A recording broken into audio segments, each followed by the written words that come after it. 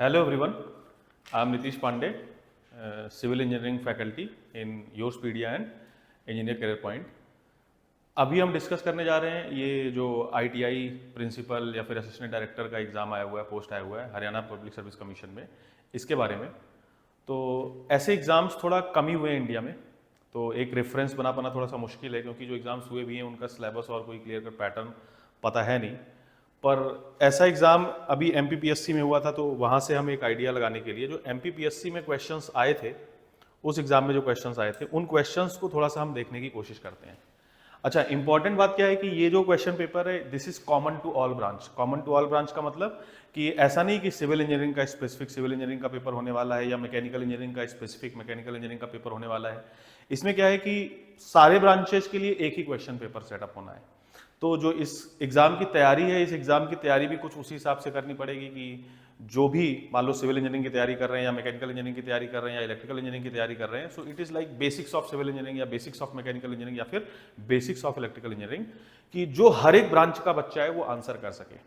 यानी एक बात तो है कि बहुत ज़्यादा डीप क्वेश्चंस नहीं पूछे जाएंगे। अगर आप प्रीवियस ईयर के क्वेश्चंस देखो जो भी अवेलेबल है इंडिया में, तो क्वेश्चंस बहुत ज़्यादा डीप नहीं है कि आपको टेक्निकल नॉलेज बहुत ज़्यादा चाहिए, बहुत डिटेल में आपको नॉलेज चाहिए। बेसिक आइडिया होना चाहिए, थोड़ा सा एक सब्जेक्ट की बेसिक अंडरस्टैंडिंग होनी चाहिए आपको आंसर्स को करने के लिए। तो उसी हिसाब से देखो कुछ क्वेश्चंस आए हुए हैं और हम ऐसा होप कर रहे हैं कि उसी हिसाब से कुछ क्वेश्चंस भी आएंगे, क्योंकि जो क्वेश्चन पेपर है that will B set for you can से common question paper for all the branches. तो जैसे देखो ये इसमें सिविल इंजीनियरिंग के कुछ 7-8 क्वेश्चन आए हैं। इसमें मैं सिविल इंजीनियरिंग वाला जो पोर्शन है वो आपसे डिस्कस करना चाह रहा हूँ। जैसे क्वेश्चन नंबर 142 से यहाँ पे स्टार्ट है और आगे 150 तक सिविल इंजीनियरिंग के क्वेश्चंस हैं। तो जो 142 नंबर क्वेश्चन है, इसमें देखो लिखा है कि विच of the following is the suitable criteria for identification of coarse aggregate. अब ये ऐसे तो क्वेश्चन बहुत आसान है, ये आपको सीधे वैल्यू याद होनी चाहिए कि कोर्स एग्रीगेट उसको बोलते हैं जिसमें यू कैन से एग्रीगेट का साइज मोर देन 4.75 mm होता है। तो इसको चलो मैं समझा देता हूँ। समझाने का मतलब ये है कि जो बच्चा सिविल इंजीनियरिंग बैकग्राउंड से नहीं है वो भी चीज़ों को समझ जाए। तो सबसे पहले एग्रीगेट क्या होता है हम इसकी बात करते हैं। देखो सिविल इंजीनियरिंग में एक बहुत इंपॉर्टेंट मटेरियल है, बहुत वेरी वेरी इंपॉर्टेंट मटेरियल, जिसको हम बोलते हैं कंक्रीट। कंक्रीट बहुत ही एक इंपॉर्टेंट मटेरियल है। अब कंक्रीट क्या है, तो कंक्रीट एक होमोजीनियस मटेरियल नहीं होता, it is kind of a heterogeneous material. मतलब इसमें अलग अलग मटेरियल को मिला के एक मटेरियल बनाया जाता है इन सीटू, मतलब जहां पे आपको कंस्ट्रक्शन करना होता है मोस्टली वहीं पे हम कंक्रीट का प्रोडक्शन करते हैं। तो अगर टेक्निकली कंक्रीट के बारे में बोले तो कंक्रीट क्या है, कंक्रीट एक मिक्सचर है। किसका मिक्सचर है? So it is mixture of you can से binding material plus fine aggregate plus coarse aggregate plus water. ये जो मिक्सचर है इस मिक्स को हम कंक्रीट बोलते हैं। बाइंडिंग मटेरियल मतलब जैसे सीमेंट हो सकता है एक बाइंडिंग मटेरियल, या फिर लाइम हो सकता है एक बाइंडिंग मटेरियल, या फिर जिप्सम हो सकता है एक binding material. So these are binding materials. Aggregates का मतलब रॉक पार्टिकल्स। रॉक पार्टिकल्स मतलब बोल सकते हो कि जैसे अगर नेचुरली अकरिंग भी हो सकता है या आजकल तो आर्टिफिशियल एग्रीगेट्स भी बनाए जा रहे हैं कि अगर आप रॉक को क्रश करते हो तो रॉक अलग अलग साइज में डिसइंटीग्रेट कर जाएगा। तो जो छोटे साइज के पार्टिकल्स हैं उनको फाइन एग्रीगेट बोल रहे हैं। फाइन एग्रीगेट, फाइन एग्रीगेट जिसको जैसे जनरली आप बोलते हो सैंड या मोरम, जो ये सब चीजें हैं, दीज आर फाइन एग्रीगेट्स। फिर कोर्स एग्रीगेट्स होते हैं। कोर्स एग्रीगेट मतलब जो थोड़े बड़े साइज के पार्टिकल्स हैं उनको आप बोलते हो कोर्स एग्रीगेट्स हैं। These are coarse aggregates. गिट्टी जिसको बोलते हो जनरल भाषा में, गिट्टी जिसको बोलते हो आप, कोर्स एग्रीगेट्स। देन वाटर तो आप समझ ही रहे हो कि पानी ऐड करना है। ये जो मिक्स है इस मिक्सचर को हम कंक्रीट बोल रहे हैं। इस मिक्सचर को हम कंक्रीट बोल रहे हैं। बेसिकली कंक्रीट में जो प्रॉपर्टीज हैं, जो लोड वगैरह इसमें बोल सकते हो ट्रांसफर हो रहा है, या जो इसकी स्ट्रेंथ है, जिस प्रॉपर्टी जिस वर्चू की वजह से ये लोड को ट्रांसफर कर रहा है, तो ये मेनली एग्रीगेट्स की वजह से ही आती है। बट इन एग्रीगेट्स को आपको बाइंड करना होता है so that they can act as a single unit. तो उसके लिए हम एक बाइंडिंग मटेरियल यूज करते हैं। कन्वेंशनली जैसे lime as a binding material use हुआ है। जो हिस्टोरिकल बिल्डिंग्स हैं, अगर आप देखो जैसे कुतुब मीनार वगैरह है या लाल किला वगैरह इंडिया में, तो वहां पे बाइंडिंग मटेरियल लाइम यूज किया गया है। जिप्सम भी कई बार यूज किया जाता है एज अ बाइंडिंग मटेरियल। पर जो मॉडर्न मटेरियल है, मॉडर्न टाइम में, आज के टाइम पे हम cement as a binding material use कर रहे हैं। सीमेंट भी देखो तो लाइम का ही प्रोडक्ट है। अगर आपको मैं सीमेंट क्लास में पढ़ाऊंगा तो इसमें 65-67% तो लाइम ही रहता है। Binding material, fine aggregate, coarse aggregate और वाटर के मिक्सचर को हम क्या बोल रहे हैं? कंक्रीट बोल रहे हैं। बाइंडिंग मटेरियल जैसे कि सीमेंट, लाइम, जिप्सम, कुछ भी हो सकता है। Fine aggregate, coarse aggregate. Fine aggregate मतलब कि यू कैन से सैंड, मोरम, ये सब चीजें। और कोर्स एग्रीगेट मतलब जो थोड़ा बड़े साइज के पार्टिकल्स हैं। और वाटर तो आप समझ ही रहे हो। बेसिकली हम करना क्या चाहते हैं, तो हम कुछ इस तरीके का काम करना चाहते हैं कि जो बड़े पार्टिकल्स हैं, जैसे मान लो ये कोर्स एग्रीगेट्स हैं, ये कुछ बड़े पार्टिकल्स हैं, तो ये जो बड़े पार्टिकल्स के वॉइड्स क्रिएट हो रहे हैं, ये वॉइड्स भी बड़े होंगे। ये जो वॉइड है, ये वॉइड भी बड़ा होगा। जो बड़े पार्टिकल है इनका वॉइड भी बड़ा होगा। वॉइड मतलब जो बीच में खाली स्पेस है, बीच में खाली जगह है, ये वॉइड भी बड़ा होगा। तो चाहते क्या है हम कि जो फाइन मटेरियल है वो इन वॉइड्स को फिल कर सके, ताकि इस जो मिक्स है, इस मिक्स की स्ट्रेंथ बढ़ सके, इस मिक्स की इंजीनियरिंग प्रॉपर्टीज बेहतर हो सके। तो फाइन एग्रीगेट्स, ये जो कोर्स एग्रीगेट्स हैं, बड़े साइज के पार्टिकल्स के जो वॉइड्स हैं वो बड़े हैं, तो इन बड़े वॉइड्स को फिल करने के लिए छोटे साइज के पार्टिकल्स रखे गए फाइन एग्रीगेट्स के फॉर्म में। और जो फाइन एग्रीगेट्स के वॉइड्स हैं ये फर्दर छोटे वॉइड्स हैं, तो इनके वॉइड्स को फिल करने के लिए जो छोटे स्मॉलर साइज के वॉइड्स हैं इनको फिल करने के लिए हमने बाइंडिंग मटेरियल सीमेंट ऐड किया है। तो इस तरीके से हम कर क्या रहे हैं, एक डेंस मिक्स बनाने की कोशिश कर रहे हैं, एक स्ट्रॉन्ग मिक्स बनाने की कोशिश कर रहे हैं, जिसमें जो बड़े पार्टिकल्स हैं उनके वॉइड्स को भरने के लिए छोटे पार्टिकल्स मौजूद हैं, और जो छोटे पार्टिकल्स हैं उनके छोटे वॉइड्स को भरने के लिए फर्दर छोटे पार्टिकल्स मौजूद हैं। ऐसे मिक्स को जनरली आप सॉइल मैकेनिक्स में पढ़ते हो कि वेल ग्रेडेड सॉइल बोलते हैं, वेल ग्रेडेड मिक्स बोलते हैं। वेल ग्रेडेड मतलब कि जिसमें सारे साइज के पार्टिकल्स प्रेजेंट हैं। दूसरा होता है यूनिफॉर्मली या फिर पुअरली ग्रेडेड, मतलब उसमें एक ही साइज के पार्टिकल्स ज्यादा हैं। इस तरीके का हम कुछ मिक्स बनाना चाहते हैं, जिसको वेल ग्रेडेड मिक्स बोलते हैं। ग्रेडेशन मतलब साइज इंजीनियरिंग में रिलेट करते हैं, ग्रेडेशन को साइज से। तो वेल ग्रेडेड मतलब इसमें सारे साइज के पार्टिकल्स प्रेजेंट हैं। और ऐसा करने से फायदा क्या हो रहा है कि वॉइड्स रिड्यूस हो रहे हैं, और बोल सकते हो कि इसकी डेंसिटी, इसकी स्ट्रेंथ बढ़ रही है। इस तरीके से हम कुछ कॉन्क्रीट बनाते हैं। तो जो ये फाइन एग्रीगेट है और जो कोर्स एग्रीगेट है, अब ऐसे सुनने में तो समझ आ रहा है कि ये फाइन एग्रीगेट मतलब जो फाइन छोटे साइज के हैं, कोर्स एग्रीगेट मतलब जो कोर्स या फिर बड़े साइज के हैं। पर एक बेस क्या बनाया जाए कि कौन से फाइन एग्रीगेट्स हैं और कौन से कोर्स एग्रीगेट्स हैं। तो उसके लिए हम बोलते हैं कि अगर एग्रीगेट का साइज, एग्रीगेट का जो साइज है, if it is less than 4.75 mm, ये एक साइज है, अगर ये 4.75 mm से कम है तो फिर हम इसको बोलते हैं फाइन एग्रीगेट। फिर उस वाले एग्रीगेट को हम बोलते हैं फाइन एग्रीगेट। लेकिन अगर एग्रीगेट का साइज मोर देन 4.75 mm है, इससे बड़े साइज के एग्रीगेट्स हैं, फिर हम उसको बोलते हैं कोर्स एग्रीगेट। अब ये याद करने वाली बात है, इसका बहुत ज्यादा लॉजिक आपको नहीं ढूंढना है। लॉजिक थोड़ा सा सॉइल मैकेनिक्स से रिलेटेड है कि 4 तरीके की सॉइल्स बेसिकली हम क्लासिफाई करते हैं: क्ले, सिल्ट, सैंड और ग्रेवल। सबसे छोटे साइज के जो पार्टिकल्स होते हैं उनको क्ले बोला जाता है, क्ले पार्टिकल्स। उससे थोड़े जो बड़े पार्टिकल्स होते हैं वो होते हैं सिल्ट पार्टिकल्स। उससे जो बड़े पार्टिकल्स होते हैं वो सैंड पार्टिकल्स होते हैं, और उससे बड़े जो पार्टिकल्स होते हैं वो ग्रेवल पार्टिकल्स होते हैं। तो बेसिकली ये जो फाइन एग्रीगेट्स हैं, ये particles having size you can से ऑफ सैंड। सैंड यहाँ पे देखो लिखा भी है मैंने सैंड, तो वहां पे सैंड 4.75 mm तक की साइज की होती है। 4.75 mm से जो बड़े पार्टिकल्स होते हैं उनको ग्रेवल बोला जाता है। तो ये 4.75 mm से जो छोटे पार्टिकल्स हैं उनको सैंड बोलते हैं। तो ये सैंड साइज के जो बेसिकली पार्टिकल्स हैं, यहाँ पे देखो सैंड लिखा है, याद करने का तरीका है बस। तो सैंड के जो साइज के पार्टिकल्स हैं उनको क्या बोल रहे हैं? Fine aggregate. और जो उससे बड़े पार्टिकल्स हैं, जो बेसिकली 4.75 mm से बड़े पार्टिकल्स हैं, उनको क्या बोल रहे हैं? Course aggregates. ये बस याद करने वाली चीजें आपको इस तरीके से याद रखना है, ठीक है। फिर से बता रहा हूं एग्रीगेट है क्या।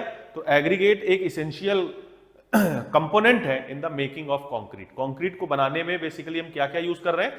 कंक्रीट की मैन्युफैक्चरिंग में हम बाइंडिंग मटेरियल एक यूज कर रहे हैं, एक फाइन एग्रीगेट यूज कर रहे हैं, एक कोर्स एग्रीगेट यूज कर रहे हैं, और पानी डाल के उनको मिक्स करते हैं। इस मिक्स को कंक्रीट बोलते हैं। एग्रीगेट्स 2 हैं, फाइन एग्रीगेट और कोर्स एग्रीगेट। फाइन एग्रीगेट उनको बोल रहे हैं जिनमें पार्टिकल का साइज 4.75 mm से भी छोटा है, और कोर्स एग्रीगेट उनको बोल रहे हैं जिनमें पार्टिकल का साइज 4.75 mm से भी बड़ा है, उनको हम बोल रहे हैं कोर्स एग्रीगेट, ठीक है। ये बस याद करने वाली बात है। और ये साइज कैसे हम स्पेसिफाई करते हैं? तो सीव एनालिसिस करते हैं। सीव मतलब घर में आपने देखा वो जो छन्नी होती है ना आटा चालने वाली, तो उसमें आटा रखते हो आप और चालते हो। तो जो कोर्स पार्टिकल है, जिसको बोलते हो चूनी, जो बोलते हो चोकर, जो भी बोलते हो आप, तो वो तो छन्नी में ऊपर रिटेन कर जाती है, और जो बड़े साइज के पार्टिकल्स होते हैं वो रिटेन करके, और जो छोटे साइज के पार्टिकल्स हैं वो नीचे गिर जाते हैं, जो आटा होता है वो नीचे आ जाता है। तो इसी तरीके से सिविल में सीविंग करते हैं, सॉइल में सीविंग करते हैं, मतलब छानते हैं एक तरीके से। मैकेनिकल सीविंग भी कर सकते हैं, मैनुअल सीविंग भी कर सकते हैं। तो अलग अलग सीव का साइज होता है। सीव साइज मतलब जो ये सीव की ओपनिंग होती है, इन ओपनिंग का जो साइज है उससे बात कर रहे हैं। तो ये जो साइज की ओपनिंग है, इस साइज से बड़े जो साइज के पार्टिकल हैं, जब आप इसको शेक करोगे तो ये तो क्रॉस नहीं कर पाएंगे, ये ऊपर रिटेन कर जाएंगे, और जो छोटे साइज के पार्टिकल्स हैं वो इसको पार कर जाते हैं। वो इससे बोल सकते हो, उसको बोलते हैं particles finer than this sieve size. तो बेसिकली कौन से पार्टिकल 4.75 से छोटे हैं या कौन से पार्टिकल 4.75 mm से बड़े हैं, इसके लिए आपको टेक्निकली सीविंग करनी पड़ेगी। मतलब जो मिक्सचर है उसको आपको छानना पड़ेगा, उसको आपको बेसिकली शेक करना पड़ेगा सीव में रख के। और जब शेक करोगे, किस साइज की सीव लोगे, उसकी ओपनिंग का साइज क्या होगा, 4.75 mm। इस साइज से जो छोटे पार्टिकल्स हैं वो तो नीचे चले जाएंगे, लेकिन जो इस साइज से बड़े पार्टिकल्स हैं वो उस सीव पे रिटेन कर जाएंगे। They will not be able to cross the openings. तो ये तरीका है इन पार्टिकल्स को सेग्रीगेट करने का। अब आप इस क्वेश्चन को आसानी से कर सकते हो। देखो, अगर इस क्वेश्चन को अगर अब आप पढ़ो तो अब आप इसको आसानी से कर सकते हो, अब आपको समझ आएगा। फिर से मैं बोल रहा हूं, मैं इस तरीके से बता रहा हूं कि जो मैकेनिकल इंजीनियरिंग का बच्चा है या जो इलेक्ट्रिकल इंजीनियरिंग का बच्चा है वो भी मेरी बातों को समझ सके। एक सिविल इंजीनियर के लिए हो सकता है कि मैं बहुत बेसिक बातें कर रहा हूं, पर मेरा टारगेट ये है कि चूंकि कॉमन टू ऑल ये जो क्वेश्चन पेपर है, कॉमन टू ऑल ब्रांचेज है, तो किसी भी ब्रांच का बच्चा है वो इस क्वेश्चन को कर सके, समझ सके। इस तरीके से मैं अप्रोच लेके चल रहा हूं। अब देखो क्वेश्चन को पढ़ो। Which of the following is the suitable criteria for the identification of coarse aggregate. तो क्या कर रहे हैं, aggregates retain on 4.5 mm sieve, 4.75 mm sieve. ये सीव है, सीव इज लाइक चलनी जिसको बोल रहे हो आप, टेक्निकल लैंग्वेज में उसको सीव बोल रहे हैं। उस सीव की ओपनिंग का साइज कितना है, 4.75 mm। जो 4.75 mm से बड़े पार्टिकल्स हैं उनको कोर्स एग्रीगेट्स बोल रहे हैं। कैसे पता चलेगा 4.75 mm से ये बड़े पार्टिकल्स हैं, तो 4.75 mm ओपनिंग वाली सीव लेंगे, उसके ऊपर मिक्स को रखेंगे और इसको शेक करेंगे, सीविंग करेंगे। इसको टेक्निकली सीविंग बोलते हैं। जब सीविंग करेंगे तो जो बड़े साइज के पार्टिकल्स हैं वो 4.75 mm की सीव पे रिटेन कर जाएंगे, जो छोटे पार्टिकल्स हैं वो इसको पार कर जाएंगे। तो कौन से पार्टिकल्स होंगे, aggregates retain on the 4.75 mm sieve. यानी इसमें क्या हो जाएगा answer, that will be A part. इस तरीके से आप इस क्वेश्चन को अप्रोच कर सकते हो। इसमें मैं लिख दे रहा हूं कि जो आंसर है, that answer is, you can से question number 1, it was question number 142। इसमें आंसर हो जाएगा ए पार्ट। अगला क्वेश्चन देखते हैं। देखो अगला क्वेश्चन देखते हैं और किस तरीके क्वेश्चन इसमें आए हुए। So next question, suppose question number 143 है। ये लाइन से सिविल इंजीनियरिंग के क्वेश्चन है। क्वेश्चन नंबर 143 है, इसको देखो ट्राई करते हैं। तो इसको कैसे कर सकते हैं, देखो क्वेश्चन नंबर 142, क्वेश्चन नंबर 142, ये क्वेश्चन 142 हो गया। क्वेश्चन नंबर 143 क्या है कि choose the incorrect statement related to critical path in CPM network. जो सीपीएम नेटवर्क है उसमें जो क्रिटिकल पाथ है उसके बारे में इनकरेक्ट स्टेटमेंट कौन सा, ये आपको चूज करना है। जैसे क्रिटिकल पाथ, यू कैन से critical path starts from initial event and ends at end event. All the events and activities on critical path are critical. Critical path is determined by calculation of slack. There can be more than one critical paths. तो अब इसको फिर से समझते हैं, फिर से उसी तरीके से समझेंगे कि एक जो नॉन सिविल इंजीनियर है वो भी मेरी बातों को समझ सके। तो बहुत ही बेसिक तरीके से मैं बताऊंगा, ठीक है। जैसे क्वेश्चन नंबर, सपोज करो मैं सेकेंड क्वेश्चन करता हूं, 140, क्वेश्चन नंबर था 143। तो क्रिटिकल पाथ क्या होता है, देखो मैं ऐसे बताने की कोशिश कर रहा हूं कि जो एक नॉन सिविल इंजीनियरिंग कैंडिडेट है वो भी मेरी बातों को समझ सके। कोई भी जो प्रोजेक्ट होता है, कोई भी प्रोजेक्ट जो होता है, प्रोजेक्ट मतलब कोई सा भी जो काम है, like building construction, like road construction, civil engineering के प्रोजेक्ट्स की मैं बात कर रहा हूँ। बाकी प्रोजेक्ट कहीं पे भी हो सकते हैं। तो जो कोई भी प्रोजेक्ट है उसको आप नंबर ऑफ एक्टिविटीज में तोड़ सकते हो। जैसे अगर मैं बोलूँ कि कोई बिल्डिंग मुझे बनानी है, तो उस बिल्डिंग में बहुत सारी एक्टिविटीज हैं और बहुत सारी एक्टिविटीज को जब मैं कर लूंगा तो पूरी बिल्डिंग बन जाएगी, पूरा प्रोजेक्ट मेरा बन जाएगा। बहुत सारी एक्टिविटीज मतलब जैसे मुझे फाउंडेशन भी तैयार करना है, फाउंडेशन का एक्सकवेशन भी करना है, फाउंडेशन मुझे बनाना है, इसके अलावा फिर मुझे ऊपर वॉल्स बनानी है, स्लैब्स बनाने हैं, फ्लोर्स बनाने हैं, प्लास्टरिंग करनी है, मतलब अलग अलग काम है, अलग अलग एक्टिविटीज हैं। इन सारी एक्टिविटीज को जब मैं परफॉर्म कर दूंगा तो जो पूरा का पूरा प्रोजेक्ट है वो कंप्लीट हो जाएगा। अब ऐसे ही आपको समझना है, ऐसे ही सोचना है कि there are number of activities. Activities क्या होती हैं? एक्टिविटीज जिनको करने में कुछ रिसोर्सेज लगते हैं, कुछ टाइम लगता है, उनको हम एक्टिविटीज बोल रहे हैं। जैसे दीवार बनाना एक एक्टिविटी है, स्लैब कास्ट करना एक एक्टिविटी है, लिंटल कास्ट करना एक एक्टिविटी है। These are activities. वॉल में प्लास्टरिंग करना ये एक एक्टिविटी है। और इवेंट्स क्या होते हैं? तो इवेंट्स मतलब जिनमें कुछ रिसोर्स नहीं लग रहा है, basically which are at instance of time, जो किसी टाइम पे आप बोल सकते हो कि ये कोई चीज हो गई। जैसे स्टार्टिंग ऑफ यू कैन से प्लास्टरिंग, ये एक इवेंट है कि प्लास्टर अभी स्टार्ट हुआ है। एंड ऑफ प्लास्टर ये क्या है? ये एक इवेंट है। और जो प्लास्टरिंग है वो क्या है? एक एक्टिविटी है। तो एक एक्टिविटी के स्टार्टिंग में एक स्टार्टिंग इवेंट हो गई और उसके एंड में एक बोल सकते हो एंड इवेंट हो गई, फाइनल इवेंट हो गई। इस तरीके से आप इवेंट और एक्टिविटी को समझ सकते हो। बाकी डिटेल्स जो टेक्निकल डिटेल्स है वो सब्जेक्ट में हम डिस्कस करेंगे, अभी जस्ट समझने के लिए। So there are many you can say activities in a project. जैसे मान लो मैं बोलूं कि ये कोई यहां से स्टार्ट हो रहा है, कोई इवेंट है, यहां से स्टार्ट हुआ, इसको सपोज करो मैं बोलूं होने में कुछ समय लग रहा है। इवेंट के होने में समय नहीं लगता है, समय लगता है एक्टिविटी के होने में। There will always be time consumed for the activity. ये मैं बस स्टार्ट होने की बात कर रहा हूं, यहाँ पे स्टार्टिंग हो रही, दिस इज स्टार्टिंग। मान लो कोई एक्टिविटी हुई, ये एक्टिविटी फिनिश हुई। मान लो ये एक्टिविटी कोई हुई, एक्टिविटी मान लो इसका नाम है ए है, इसको पूरा होने में लग रहा है 1 डे। ठीक है, this is start of the entire project as well as start of this activity A. ये जो एक्टिविटी ए है इसका भी स्टार्ट है और स्टार्ट ऑफ द प्रोजेक्ट भी है, इस तरीके से।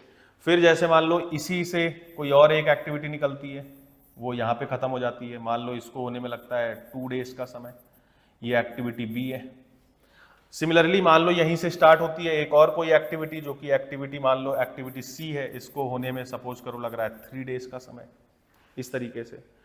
फिर मान लो इस एक्टिविटी के बाद जब ये सी एक्टिविटी हो जाएगी तो कोई और एक एक्टिविटी होगी। इस एक्टिविटी को मैंने बोल दिया डी, मान लो इसको खत्म होने में 2 दिन का समय लग रहा है, it is requiring 2 days of time, 2 दिन का समय लग रहा है। फिर मान लो कोई और एक्टिविटी होती है, मान लो ई, जब ये एक्टिविटी खत्म हो जाती है, this is start of activity D, this is end of activity D, this is start of activity B and end of activity B, this is you can say end of activity A, this is start of activity A. ये जो point है start of project, इससे ए activity भी निकल रही है, इससे B activity भी निकल रही है, इससे सी एक्टिविटी भी निकल रही है, इस तरीके से कुछ बोल सकते हो। और फिर बोल सकते हो कोई एक्टिविटी आती है 1 डे की, जिसको पूरा करने में 1 दिन का समय लगता है, और मान लो ये एक्टिविटी ई है, और इसके बाद आपका जो प्रोजेक्ट है दैट एंटायर प्रोजेक्ट फिनिश, ये पूरा का पूरा प्रोजेक्ट खत्म हो जाता है। So this is start of activity E, this is end of activity E, as well as suppose करो ये एंड ऑफ प्रोजेक्ट है, मतलब इसके करने के साथ साथ प्रोजेक्ट भी खत्म हो जाता है। तो देखो 1 डे में ए एक्टिविटी हुई, यहां पे मैं इसको कनेक्ट कर सकता हूं कि इसके बाद प्रोजेक्ट खत्म हो जा रहा है, मतलब इससे फिर और कुछ लिंक्ड नहीं है। आपने एक्टिविटी 1 परफॉर्म की, यू कैन से उसके बाद ये प्रोजेक्ट खत्म हो गया। ठीक है, फिर मान लो इसके बाद कोई और मान लो एक एक्टिविटी आ जाती है जिसको पूरा करने में 1 डे का टाइम लग रहा है, और फिर इसके बाद आपका प्रोजेक्ट खत्म हो जाता है। ठीक है, it is the end of project. So this is 1 activity, this is 1 day, another activity suppose करो, दिस इज नाम दे देते हैं, मान लो ये ई है, ये एफ है, और ये मान लो जी है। मान लो ये जो एक्टिविटी है एच है। ये जितने भी एरोज हैं ये एक्टिविटीज को शो कर रहे हैं, जितने भी ये डिब्बे नजर आ रहे हैं आपको, बॉक्सेस नजर आ रहे हैं, ये इवेंट्स को शो कर रहे हैं। ये एक पर्टिकुलर इंस्टेंस ऑफ टाइम को शो कर रहे हैं कि यहाँ पे ये एक्टिविटी स्टार्ट हो रही है, यहाँ पे ये खत्म हो जा रही है, यहाँ पे एच एक्टिविटी स्टार्ट हो रही है, यहाँ पे खत्म हो जा रही है, यहाँ पे कोई एक्टिविटी स्टार्ट हो रही है या फिर खत्म हो रही है, यहाँ पे कोई एक्टिविटी स्टार्ट हो रही है या फिर खत्म हो रही है। एक जो इवेंट है इट कैन बी, देखो it can be end of activity F and it can be starting of activity G. तो यहाँ पे एक ही पॉइंट पे दो काम हो सकता है कि ये फिनिश हुआ तब ये स्टार्ट हुआ। और ये ऐसा क्यों बनाया गया है? क्योंकि ये एक्टिविटी जी तभी स्टार्ट होगी जब एक्टिविटी एफ खत्म होगी, तभी आपस में इंटरलिंक्ड है। ये एक्टिविटी बोल सकते हो सपोज ये जो इवेंट है ये क्या शो कर रहा है? It is start of activity E, और एक्टिविटी ई तभी स्टार्ट हो सकता है जब एक्टिविटी डी खत्म होगा। इस तरीके से रिलेट कर सकते हो। जैसे अगर मैं फिर से स्टार्टिंग शो करूं तो ये प्रोजेक्ट स्टार्ट हुआ, यहां से एक्टिविटी सी हुई, एक्टिविटी सी को होने में 3 दिन का समय लगा। जब एक्टिविटी सी खत्म होगी तो ये एक event I, this is the you can say end of activity C as well as start of another activity D. ये एक्टिविटी डी 2 दिन का समय ले रहा है, 2 दिन के समय बाद यहाँ पे ये एक्टिविटी एक इवेंट आई डिब्बे में जिसको शो किया कि this is the end of activity D, यहाँ पे एक्टिविटी डी फिनिश हो गई है। फिर जहां से ये फिनिश हुई that can again be starting of another activity, यहां से एक्टिविटी ई स्टार्ट हो रही है। मतलब activity E can start only when the activity D is finished, activity D can start only when the activity C is finished. इस तरीके से network diagram show करते हैं, ये दिखाने का तरीका है। तो अगर आप ऑब्जर्व करो तो इसमें अलग अलग पाथ्स हैं कि यहां से ये शुरू हो रहा है प्रोजेक्ट, यहां जाके खत्म हो जा रहा है, यहां से ये प्रोजेक्ट शुरू हो रहा है, यहां जाके खत्म हो जा रहा है, यहां से ये प्रोजेक्ट शुरू हो रहा है, यहां जाके खत्म हो जा रहा है। और प्रोजेक्ट तभी खत्म होगा when all these activities are performed. Building बना रहा हूं मैं तो फाउंडेशन बनने के बाद केवल फाउंडेशन बनने से बिल्डिंग नहीं कंप्लीट हो जाएगी, फाउंडेशन भी कंप्लीट होना चाहिए, बोल सकते हो स्लैब का भी काम कंप्लीट होना चाहिए, फ्लोर का भी काम कंप्लीट होना चाहिए, मतलब each and every type of work should be completed. तो ऐसा नहीं कि मैंने एक सीक्वेंस ऑफ ऑपरेशन कर दिया तो पूरा का पूरा प्रोजेक्ट तैयार हो गया है। प्रोजेक्ट कंप्लीट होने के लिए all of these activities should be performed, all of these should be you can से हैपनिंग, सारे खत्म होंगे तभी प्रोजेक्ट कंप्लीट होगा। अब इसमें देखो तो एक पाथ आपको नजर आ रहा है, जैसे यहां पे देखो कितना समय लगा 1 डे, फिर मान लो ये कुछ 2 दिन का समय ले रहा है ये एक्टिविटी, तो 1 डे प्लस 2 डे, तो मतलब अगर मैं इस पाथ से जाऊं तो पूरे एक्टिविटी को, पूरे प्रोजेक्ट को खत्म होने में 3 दिन का समय लग रहा है। इस पाथ से एक्चुअली पूरे प्रोजेक्ट को इस पाथ से देखूंगा मैं तो 2 दिन 1 दिन मतलब 4 दिन का समय लग रहा है। और अगर मैं इस पाथ से जाऊं तो देखो जो ये वाला पाथ है सी डी और ई एक्टिविटी से होते हुए, तो it is taking 3 days 2 days 1 day, मतलब टोटल कितना हो गया 3 to 5 6 डेज। यानी अगर इस प्रोजेक्ट को खत्म होना है तो कम से कम कितने दिन चाहिए मुझे भाई, इससे 3 दिन से ये खत्म हो जा रहा है, बट ये चीजें नहीं खत्म हो पाएंगी। क्यों? क्योंकि इसको होने के लिए देखो 4 दिन चाहिए इन सारी एक्टिविटीज के होने के लिए, और इन सारी एक्टिविटीज होने को चाहिए आपको 6 दिन।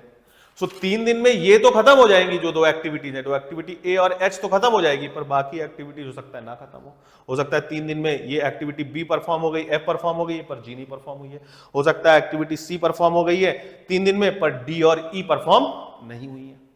दीज आर पैरेलल एक्टिविटीज, मतलब जब ये हो रहा है तब ये भी हो सकता है, जब ये हो रहा है तब ये भी हो सकता है। दीज आर सीरीज एक्टिविटीज की जब ये हो रहा है तो ये नहीं हो सकता है, इसके फिनिश होने के बाद ही ये एक्टिविटी होगी, मतलब जब तक सी फिनिश नहीं होगा तब तक डी स्टार्ट नहीं होगा, जब तक डी फिनिश नहीं होगा तब तक ई स्टार्ट नहीं होगा। So these are series activities and these are parallel activities. बहुत ही बेसिक भाषा में, बहुत ही बोल सकते हो कि बेसिक तरीके से मैं आपको समझाने की कोशिश कर रहा हूं। तो ये जो पाथ है which is the time wise longest path, अगर मैं इसको बोलूं तो इसको बोलूंगा मैं this is time wise longest path. ये क्या है? This is time wise longest path, मतलब समय के हिसाब से ये सबसे लंबा रास्ता है, it is the longest path. इसको बेसिकली हम बोलते हैं क्रिटिकल पाथ, इसको हम बोलते हैं क्रिटिकल पाथ। क्रिटिकल पाथ क्या है? अब देखो ये क्वेश्चन आ सकता है, क्रिटिकल पाथ क्या है? तो critical path is the time wise longest path. पहला ऑप्शन क्रिटिकल पाथ क्या है? जो टाइम वाइज लॉन्गेस्ट पाथ है, जिसमें सबसे ज्यादा समय लग रहा है। देखो इस पाथ से आप देखो तो पूरे प्रोजेक्ट में 3 + 2 + 1 डेज लग रहे हैं, मतलब 6 डेज। इस पाथ से देखो तो केवल और केवल 2 + 1 + 1 यानी 4 डेज लग रहे हैं, और अगर इस पाथ से देखो तो केवल और केवल 3 डेज लग रहे हैं। So this path, this third path, this is path number 1, this is path number 2, this is path number 3। ये जो थर्ड पाथ है this is time wise longest path, सबसे बड़ा पाथ है ये, और इस पाथ को हम बोल रहे हैं क्रिटिकल पाथ। क्रिटिकल पाथ क्यों बोल रहे हैं? क्योंकि ये सबसे ज्यादा क्रिटिकल है। अगर मैं इन एक्टिविटीज में कोई डिले करता हूं, मतलब अगर मैं सी डी ई में कोई डिले करता हूं, तो चूंकि ये पूरे के पूरे प्रोजेक्ट ड्यूरेशन से रिलेटेड है। देखो भाई इस पाथ से जाऊंगा मैं तो कितना समय लग रहा है, अभी दिखाया मैंने आपको 6 डेज, ठीक है। अगर सपोज करो मैं इस पाथ को पकड़ता हूं, पहला वाला जो पाथ है, इससे कितना दिन लग रहा है? 3 दिन। तो अगर मान लो इसमें कोई डिले करता हूं, मान लो मैं एक्टिविटी एच में 2 नहीं 3 दिन लगा देता हूं, तो भी ये पूरा कितना दिन में कंप्लीट हो जाएगा? 1 + 3 4 डेज में। और अभी भी प्रोजेक्ट के लिए मैं कितना टाइम दे रहा हूं? 6 days. It is still going to require 6 days, क्योंकि जब तक ये एक्टिविटीज नहीं खत्म होगी प्रोजेक्ट कंप्लीट नहीं होगा। तो अभी भी प्रोजेक्ट में है मेरे पास कितना टाइम? 6 दिन का।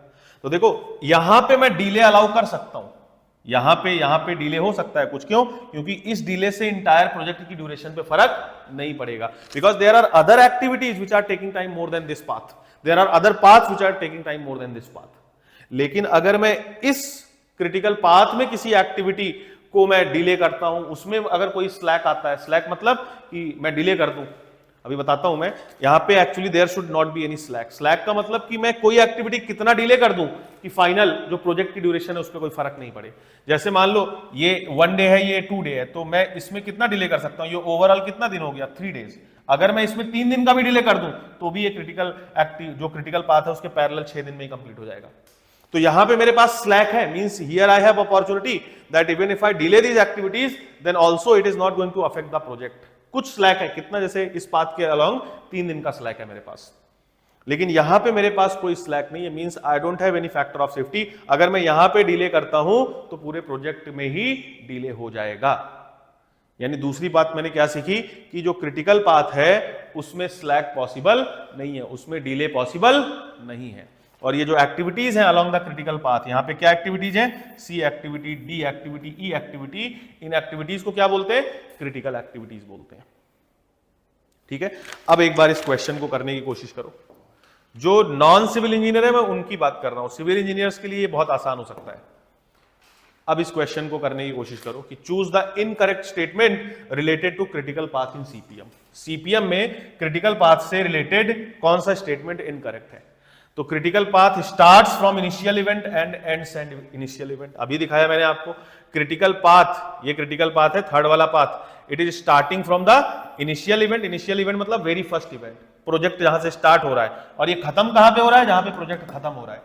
तो जाहिर सी बात है कि क्रिटिकल पाथ तभी स्टार्ट होगा जब प्रोजेक्ट स्टार्ट हो रहा है, और ये तभी खत्म होगा जब प्रोजेक्ट खत्म हो रहा है। तो ये सही बात है। So this is correct statement, means this is not incorrect, ये स्टेटमेंट करेक्ट है। दूसरा, all the events and activities on critical path are critical. ये भी बताया कि क्रिटिकल पाथ के अलोंग जो भी एक्टिविटी है, जो भी इवेंट्स हैं, वो सारी क्रिटिकल एक्टिविटीज और क्रिटिकल इवेंट्स हैं। तो ये भी सही है, बी भी सही है। अब सी को देखो, critical path is determined by calculation of slack. बिल्कुल सही बात है। अब ये जब आप सब्जेक्ट पढ़ोगे तो आपको समझ आएगा कि क्रिटिकल पाथ को हम डिटरमाइन कैसे करते हैं। तो जिस पाथ के अबाउट स्लैक 0 होता है, स्लैक मतलब you don't have any margin कि आप कोई एक्टिविटी को डिले कर सकते हो, because if you are going to delay any activity along the critical path, the entire project duration is going to be delayed. और फिर आप वहां पे पढ़ोगे कि जब प्रोजेक्ट की ड्यूरेशन डिले होगी तो प्रोजेक्ट की कॉस्ट भी बढ़ती जाती है। प्रोजेक्ट की कॉस्ट का डायरेक्ट इफेक्ट होता है ऑन द प्रोजेक्ट की ड्यूरेशन का डायरेक्ट इफेक्ट होता है ऑन द प्रोजेक्ट कॉस्ट। तो जितना प्रोजेक्ट की ड्यूरेशन बढ़ेगी उतना ही प्रोजेक्ट का कॉस्ट बढ़ता जाएगा। डी पार्ट क्या है कि there can be more than one critical paths. Now this is not correct. Critical path हमेशा एक ही होगा, there can not be more than one critical path. तो इसमें आंसर क्या हो जाएगा, डी पार्ट। तो यहां पे लिख दे रहा हूं मैं, the answer will be D part. This is going to be D part. इस तरीके के देखो क्वेश्चंस आए हैं। एक सिविल इंजीनियर के लिए काफी आसान हो सकता है, बहुत बेसिक चीजें हो सकती हैं, पर हो सकता है एक मैकेनिकल इंजीनियर के लिए या एक इलेक्ट्रिकल इंजीनियर के लिए जो चीजें हैं इतनी आसान ना नजर आए।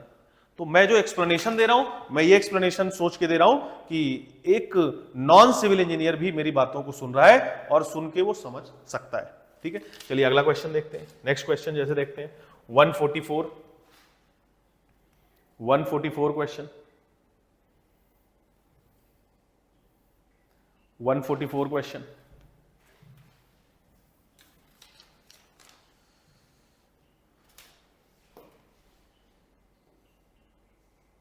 This is 144। देखिए, the shortest possible time in which an activity can be completed under ideal condition is known as. बोला गया शॉर्टेस्ट पॉसिबल टाइम जिसमें कोई एक्टिविटी कंप्लीट करी जा सकती है under ideal conditions is known as. Again very simple question. देखो फिर से इसको मैं समझाने की कोशिश करता हूं। अगेन मैं इस तरीके से एक्सप्लेन करने की कोशिश करूंगा कि जो एक नॉन सिविल इंजीनियर है वो भी मेरी बातों को समझ सके। ठीक है, देखिए क्वेश्चन नंबर कौन सा था, ये क्वेश्चन नंबर इट वाज 144। अब देखो, कोई भी जो एक्टिविटी होती है उस एक्टिविटी के लिए 3 टाइम डिफाइन किए गए हैं। समझना है, बस छोटी सी चीज है, बस ये आपको पता होनी चाहिए। कोई भी एक्टिविटी के लिए 3 टाइम डिफाइन किए गए हैं। ये मैं फ्रीक्वेंसी वर्सेस टाइम का कर्व बना रहा हूं। फ्रीक्वेंसी मतलब कि कितने टाइम में कितनी बार ये प्रोजेक्ट कंप्लीट होगा। कोई एक्टिविटी है, जैसे मान लो फाउंडेशन की खुदाई है, या मान लो दीवार की चुनाई है, या मान लो प्लास्टरिंग वर्क है, ये अलग अलग एक्टिविटीज हैं। तो मैंने देखा कि ये जनरली मान लो कहीं पे देखा मैंने कि फाउंडेशन की खुदाई एक्सकवेशन करने में 5 दिन लग जाता है, कहीं पे देखा 6 दिन लग जाता है, कहीं पे देखा 4 दिन लग जाता है। तो इस तरीके से फ्रीक्वेंसी में बना सकता हूं कि फ्रीक्वेंसी और टाइम कितना है, मतलब इतने टाइम में कितनी बार हुआ, इतने टाइम में कितनी बार हुआ, इतने टाइम में कितनी बार हुआ, कुछ तरीके से मैं ग्राफ बना सकता हूं। तो कोई भी जो एक्टिविटी होती है उसके लिए 3 टाइम एस्टिमेट्स तैयार किए जाते हैं। 3 टाइम एस्टिमेट्स आप बना सकते हो। सबसे पहला टाइम एस्टिमेट होता है जिसको बोलते हो ऑप्टिमम टाइम। ऑप्टिमम टाइम मतलब बिल्कुल आप ऑप्टिमिस्टिक होते हुए सोचते हो। फिर जो दूसरा टाइम होता है उसको बोलते हो आप यू कैन से पेसिमिस्टिक टाइम, जिसमें आप बिल्कुल ही पेसिमिस्टिक होके सोचते हो। ठीक है, ऑप्टिमिस्टिक टाइम, पेसिमिस्टिक टाइम। यहां पे बिल्कुल आप पॉजिटिव होके सोचते हो, यहां पे बिल्कुल नेगेटिव होके सोचते हो। और तीसरा जो टाइम है, तीसरे टाइम को बोलते हो आप मोस्ट लाइकली जो टाइम है, द मोस्ट लाइकली, इसको टीएल या टीएमएल से रिप्रेजेंट करते हैं। मोस्ट लाइकली मतलब कि प्रैक्टिकल कंडीशंस में मोस्ट लाइकली ये कितने टाइम में हो जाता है। ठीक है, ऑप्टिमिस्टिक टाइम क्या होता है? ऑप्टिमिस्टिक टाइम वो होता है जब कंडीशंस बिल्कुल आइडियल होती हैं, तो इस एक्टिविटी को होने में कितना टाइम लगता है, ये किसी एक पर्टिकुलर एक्टिविटी का फ्रीक्वेंसी वर्सेस टाइम कर्व है। तो मैंने देखा कि सपोज करो इतना टाइम लग रहा है, सपोज करो एक एग्जांपल, न्यूमेरिकल एग्जांपल लेके मान लो मैं बात करूं, सपोज करो इसमें लग रहा है 2 दिन, इसमें मान लो टीएल आ रहा है 5 डेज और टीपी मान लो आ रहा है 10 डेज। ये डेज में वैल्यूज है। मतलब अगर सारी कंडीशंस आइडियल है, कोई दिक्कत नहीं आ रही, सब कुछ एकदम पॉजिटिव है, एकदम ऑप्टिमिस्टिक है, थिंग्स आर वेरी आइडियल, तो ये एक्टिविटी, जो भी एक्टिविटी है, कोई भी एक्टिविटी हो सकती है, इस एक्टिविटी को खत्म होने में सपोज करो 2 दिन लग रहा है। लेकिन अगर सारी वर्स्ट कंडीशन होती है, वर्स्ट कंडीशन मतलब सब कुछ खराब होते जाता है, लेबर की प्रॉब्लम आती है, मशीन की प्रॉब्लम आती है, इक्विपमेंट्स की प्रॉब्लम आती है, मतलब लॉट ऑफ प्रॉब्लम्स, जो भी प्रैक्टिकल प्रॉब्लम्स हैं वो सारी प्रॉब्लम्स आ सकती हैं। अच्छा, जब मैं प्रॉब्लम्स की बात कर रहा हूं तो मैं नेचुरल कैलामिटीज की बात नहीं कर रहा हूं कि अर्थक्वेक आ जाता है या फिर यू कैन से फ्लड आ जाता है, इन सब चीजों की बात नहीं कर रहे हैं। हम इंजीनियरिंग से रिलेटेड चीजों की ही बात कर रहे हैं। We are not talking about you can say जो इस तरीके की नेचुरल कैलामिटीज हो सकती हैं। तो जो बिल्कुल वर्स्ट पॉसिबल टाइम है कि सब कुछ खराब होता गया, मान लो कहीं पे परमिशन नहीं मिली, या कहीं पे मान लो ट्रैक्टर खराब हो जाता है, या कहीं पे मान लो लेबर की प्रॉब्लम हो जाती है, या कहीं पे मान लो इक्विपमेंट की प्रॉब्लम हो जाती है, कुछ ना कुछ प्रॉब्लम हो जाती है, ऑल द वर्स्ट चीजें होती हैं, सब कुछ खराब होता है, तो भी उस एक्टिविटी को होने में मान लो कितना टाइम लग रहा है? 10 डेज लग रहा है। इसको बोलते हैं पेसिमिस्टिक टाइम। पेसिमिस्टिक टाइम मतलब कि everything is happening worst and worst, still जो टाइम लग रहा है इस प्रोजेक्ट को कंप्लीट होने में वो 10 दिन का लग रहा है। ये चूंकि सब कुछ खराब हो रहा है, सब कुछ वर्स्ट पॉसिबल कंडीशंस हो रही हैं, तो इसमें टाइम ज्यादा लगेगा, तो इसको मैंने इसीलिए 10 डेज शो किया है। और तीसरा एक टाइम है जिसको बोलते हैं मोस्ट लाइकली। मोस्ट लाइकली मतलब कि जनरली ना तो आइडियल कंडीशंस आपको देखने को मिलेंगी, जनरली ना ही आपको पेसिमिस्टिक कंडीशंस बिल्कुल देखने को मिलेंगी। आपको हमेशा कुछ ना कुछ मिक्सचर दिखेगा, कहीं पे कुछ प्रॉब्लम होगी, कहीं पे बिल्कुल प्रॉब्लम नहीं होगी, कहीं पे प्रॉब्लम हो सकती है, कहीं पे नहीं प्रॉब्लम हो सकती है। सो जनरली जो मोस्ट लाइकली मतलब जो जनरली मोस्ट लाइकली सबसे जो पॉसिबिलिटी नजर आती है, जो सबसे ज्यादा टाइम मतलब देखो ये इसके करस्पॉन्डिंग फ्रीक्वेंसी सबसे ज्यादा है, इसके करस्पॉन्डिंग देखो फ्रीक्वेंसी कम है, इसके करस्पॉन्डिंग देखो फ्रीक्वेंसी कम है, लेकिन इसके करस्पॉन्डिंग देखो फ्रीक्वेंसी सबसे ज्यादा है। मतलब सबसे ज्यादा बार प्रोजेक्ट में ये जो एक्टिविटी है, this activity takes this much time, most number of times ये 5 दिन में हो जाता है, मोस्ट नंबर ऑफ टाइम में ये 5 दिन हो जाता है। जैसे सपोज करो कि कोई भी प्रोजेक्ट ले लो, सपोज करो आपका ये बैच शुरू, मान लो आपको कोई पढ़ा रहा है, मान लो किसी सब्जेक्ट को पढ़ाने में 1 महीना लगता है, मतलब अगर 100 बार कोई टीचर पढ़ा रहा है तो 90 टाइम्स 1 महीना लग रहा है, तो ये क्या है, इसकी फ्रीक्वेंसी सबसे ज्यादा है। अब मान लो कभी कोई वर्स्ट कंडीशन आ गई कि टीचर बीमार हो जाता है, या इंटरनेट की प्रॉब्लम आ जाती है, या कुछ और भी प्रॉब्लम आ जाती है, तो मान लो इसमें 1 महीना नहीं 4 महीना लग रहा है, तो ये पेसिमिस्टिक टाइम हो गया। या मान लो सब कुछ एकदम अच्छा होता है कि बच्चे बहुत ज्यादा इंथुजियास्टिक हैं, टीचर भी बहुत ज्यादा इंथुजियास्टिक है, और डेली ज्यादा कवर किया जा रहा है, और 1 महीना नहीं बल्कि उसको 15 दिन में कवर कर ले रहे हैं, तो ये क्या हो गया, ये ऑप्टिमिस्टिक टाइम हो गया। तो ऐसे ही किसी भी एक्टिविटी का कंस्ट्रक्शन प्रोजेक्ट में हम 3 टाइम एस्टिमेट तैयार करते हैं on the basis of statistical data. क्या क्या टाइम एस्टिमेट है? Optimistic time, when all the things are you can say positive and positive, everything is optimum, सब कुछ झमाझम होते जा रहा है, तो जो टाइम लग रहा है इसको बोल रहे हैं optimistic time. When all the things are very negative, सब कुछ वर्स्ट हो रहा है, प्रॉब्लम्स क्रिएट हो रही हैं, तो जो टाइम लग रहा है उसको बोल रहे हैं पेसिमिस्टिक टाइम। 10 डेज यहाँ पे जैसे शो किया मैंने।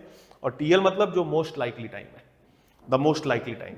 और फिर हम मैथमेटिकल कैलकुलेट करते हैं कि जो एक्सपेक्टेड टाइम है, अब ये देखो फिर से एक फॉर्मूला लिख रहा हूं मैं, एक्सपेक्टेड टाइम कितना होता है, तो ये ऑप्टिमिस्टिक टाइम होता है plus 4 times of most likely time होता है प्लस पेसिमिस्टिक टाइम होता है डिवाइड बाई 6।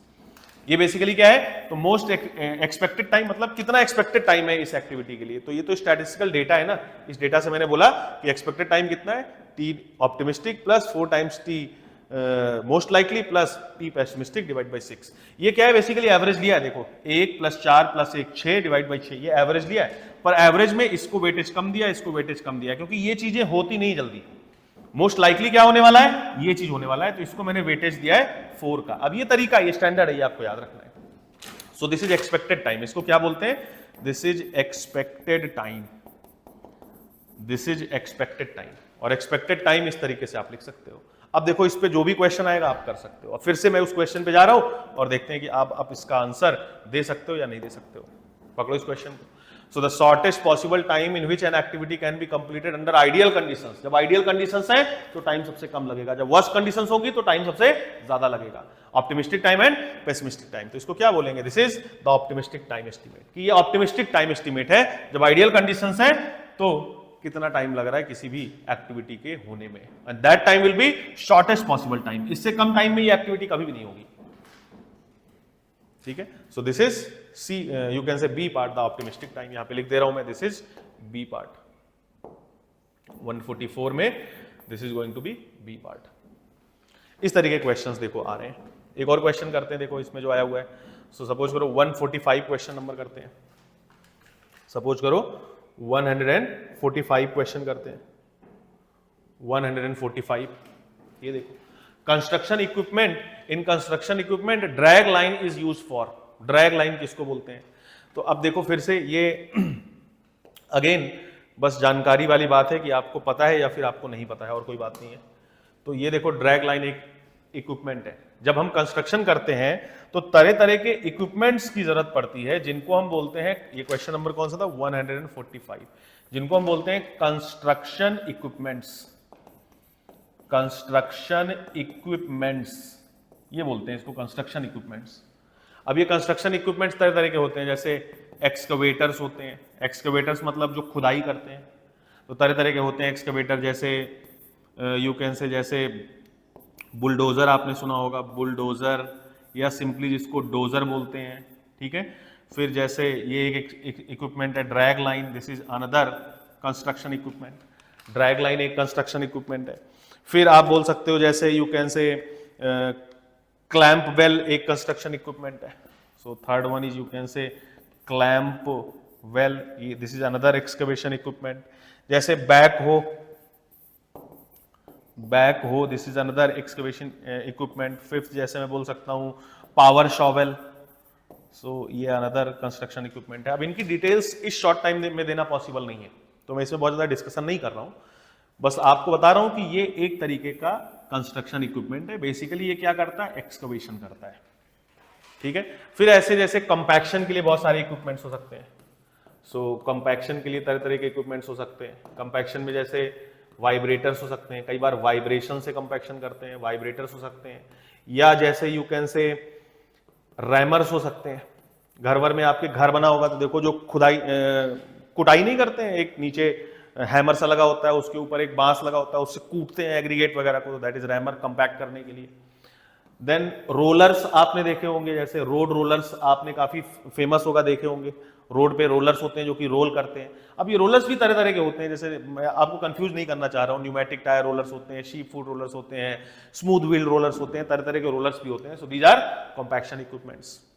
फिर इसके अलावा ट्रांसपोर्टेशन इक्विपमेंट्स होते हैं, ट्रांसपोर्टिंग इक्विपमेंट्स, ट्रांसपोर्टेशन इक्विपमेंट्स होते हैं, जो कि मटेरियल को एक जगह से दूसरी जगह तक ट्रांसपोर्ट करने में यूज करते हैं। जैसे मोस्ट कॉमनली आपने देखा होगा tractor. So these are all different type of equipments.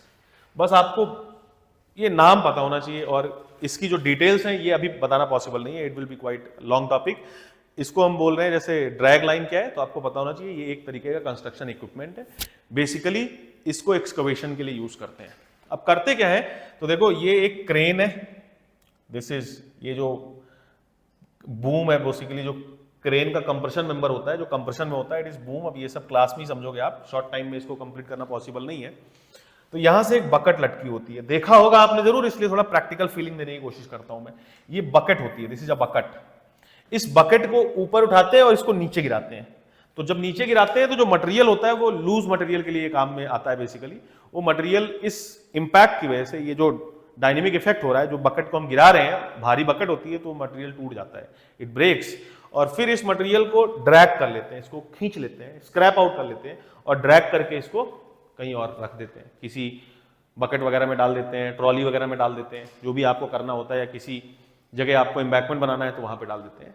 तो ये इस तरीके का इक्विपमेंट होता है। ये काम कहाँ करता है? तो जो इसका लेवल होता है ये अपने लेवल से नीचे काम करता है, एक्सकवेशन करता है। अब ये सब आप क्लास में समझोगे, ये अभी बताना इतना डिटेल में इसके लिए पॉसिबल नहीं है।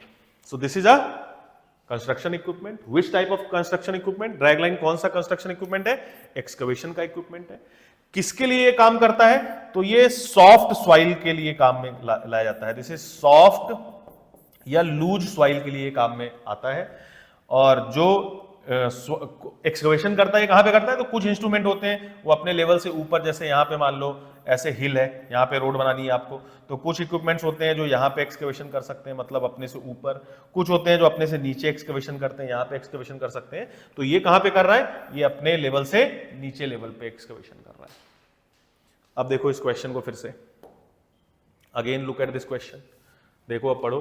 सो construction equipment drag line is used for the, कहां पे यूज कर रहे हैं ड्रैग लाइन को?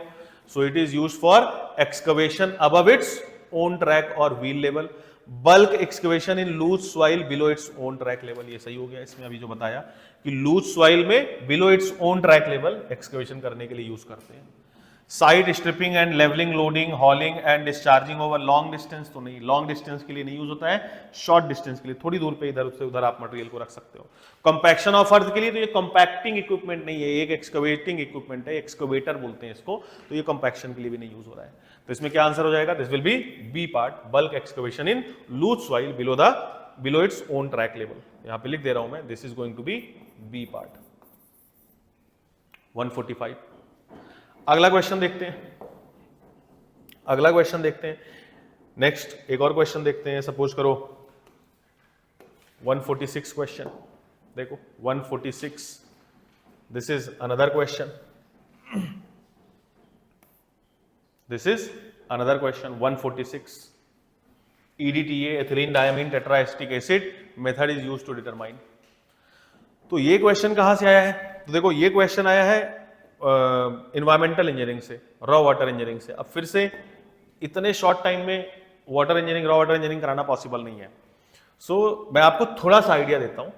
जैसे मान लो रॉ वाटर इंजीनियरिंग अगर आप करते हो, रॉ वाटर का मतलब होता है कि that water which has never been subjected to any artificial treatment.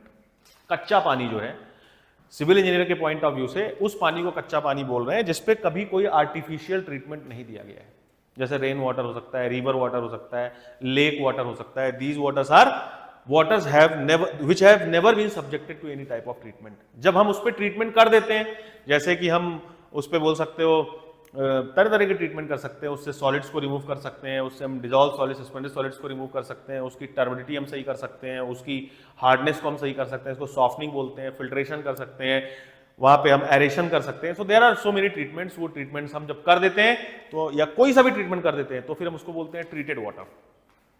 ये बस नाम है, टेक्निकल टर्म्स है, रॉ वाटर और ट्रीटेड वाटर। रॉ वाटर मतलब जिसमें आर्टिफिशियली कभी भी कोई ट्रीटमेंट नहीं किया गया है। ट्रीटेड वाटर मतलब जिसमें कुछ ट्रीटमेंट आर्टिफिशियली किया गया है। मैं आर्टिफिशियल ट्रीटमेंट्स की बात कर रहा हूं, हो सकता है कुछ नेचुरल ट्रीटमेंट हुआ रहा हो।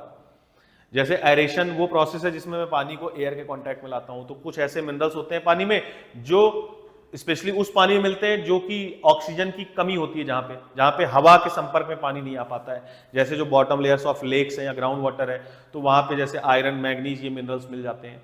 क्योंकि अगर हवा प्रेजेंट होती है, ऑक्सीजन प्रेजेंट होती है, तो ये जो मिनरल्स होते हैं ऑक्सीडाइज कर जाते हैं। जैसे मैग्नीज MnO2 बना लेगा, आयरन FeOH का होल थ्राइस बना के ये प्रेसिपिटेट आउट कर जाता है। प्रेसिपिटेट आउट करने का मतलब कि ये डिजॉल्व फॉर्म से सस्पेंडेड फॉर्म में कन्वर्ट हो गया और पानी इसमें सेटल कर गया, बाहर निकल गया। Now it is not in the volume of water, settle करके ये बाहर हो गया है। तो ये ऐसे एक तरीके का ये ट्रीटमेंट है एरेशन। एरेशन मतलब जिससे पानी को मैं एयर के कांटेक्ट में लाता हूं, और एयर के कांटेक्ट में लाके ऐसी इंप्योरिटीज को मैं प्रेसिपिटेट आउट करवा देता हूं, बाहर निकाल देता हूं। तो जो रेन वाटर है, जब बारिश होती है तो वो खुद से हवा के कांटेक्ट में आ रहा है, उसका एरेशन हो रहा है। मतलब उसमें ये तरीके की इंप्योरिटीज नहीं मिलने वाली है आपको, जैसे डिजॉल्व आयरन, डिजॉल्व मैग्नीज, ये सब नहीं मिलने वाला है आपको। क्यों? क्योंकि उसका ऑलरेडी एरेशन हो रहा है। So these will be precipitate out, these will be oxidised.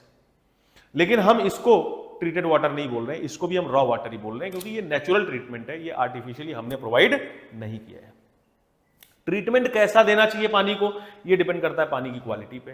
तो पानी की क्वालिटी को 3 पैरामीटर्स में डिवाइड करते हैं। एक बोलते हैं हम physical water quality parameters, physical water quality parameters. दूसरे को हम बोलते हैं केमिकल वाटर क्वालिटी पैरामीटर्स।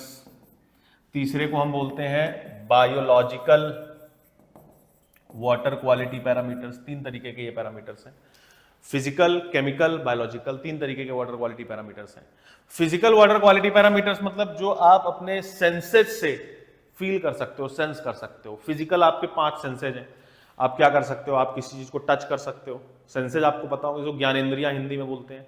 तो आप या तो सेंस कर सकते हो, टच कर सकते हो, या तो आप देख सकते हो, या तो आप स्मेल कर सकते हो, या तो आप किसी चीज को टेस्ट कर सकते हो, या तो आप सुन सकते हो। ये सब आपकी ज्ञानेंद्रियां हैं। तो जो ये आपके सेंसेज हैं, इन सेंसेज से जो फील कर पा रहे हो, उनको बोल रहे हैं physical water quality parameter. Water quality parameter मतलब ये पैरामीटर है जो पानी की क्वालिटी को बताता है। पानी की क्वालिटी में मैं क्यों इंटरेस्टेड हूं? क्योंकि जैसी क्वालिटी होगी और जैसी क्वालिटी मुझे चाहिए होगी, उस हिसाब से मैं पानी को ट्रीटमेंट देने वाला हूं। There are many many treatments. तो physical water quality parameters. Chemical water quality parameters मतलब ये पानी की क्वालिटी को तो चेंज कर रहे हैं, लेकिन मैं अपने सेंसेस से इनको सेंस नहीं कर पाऊंगा।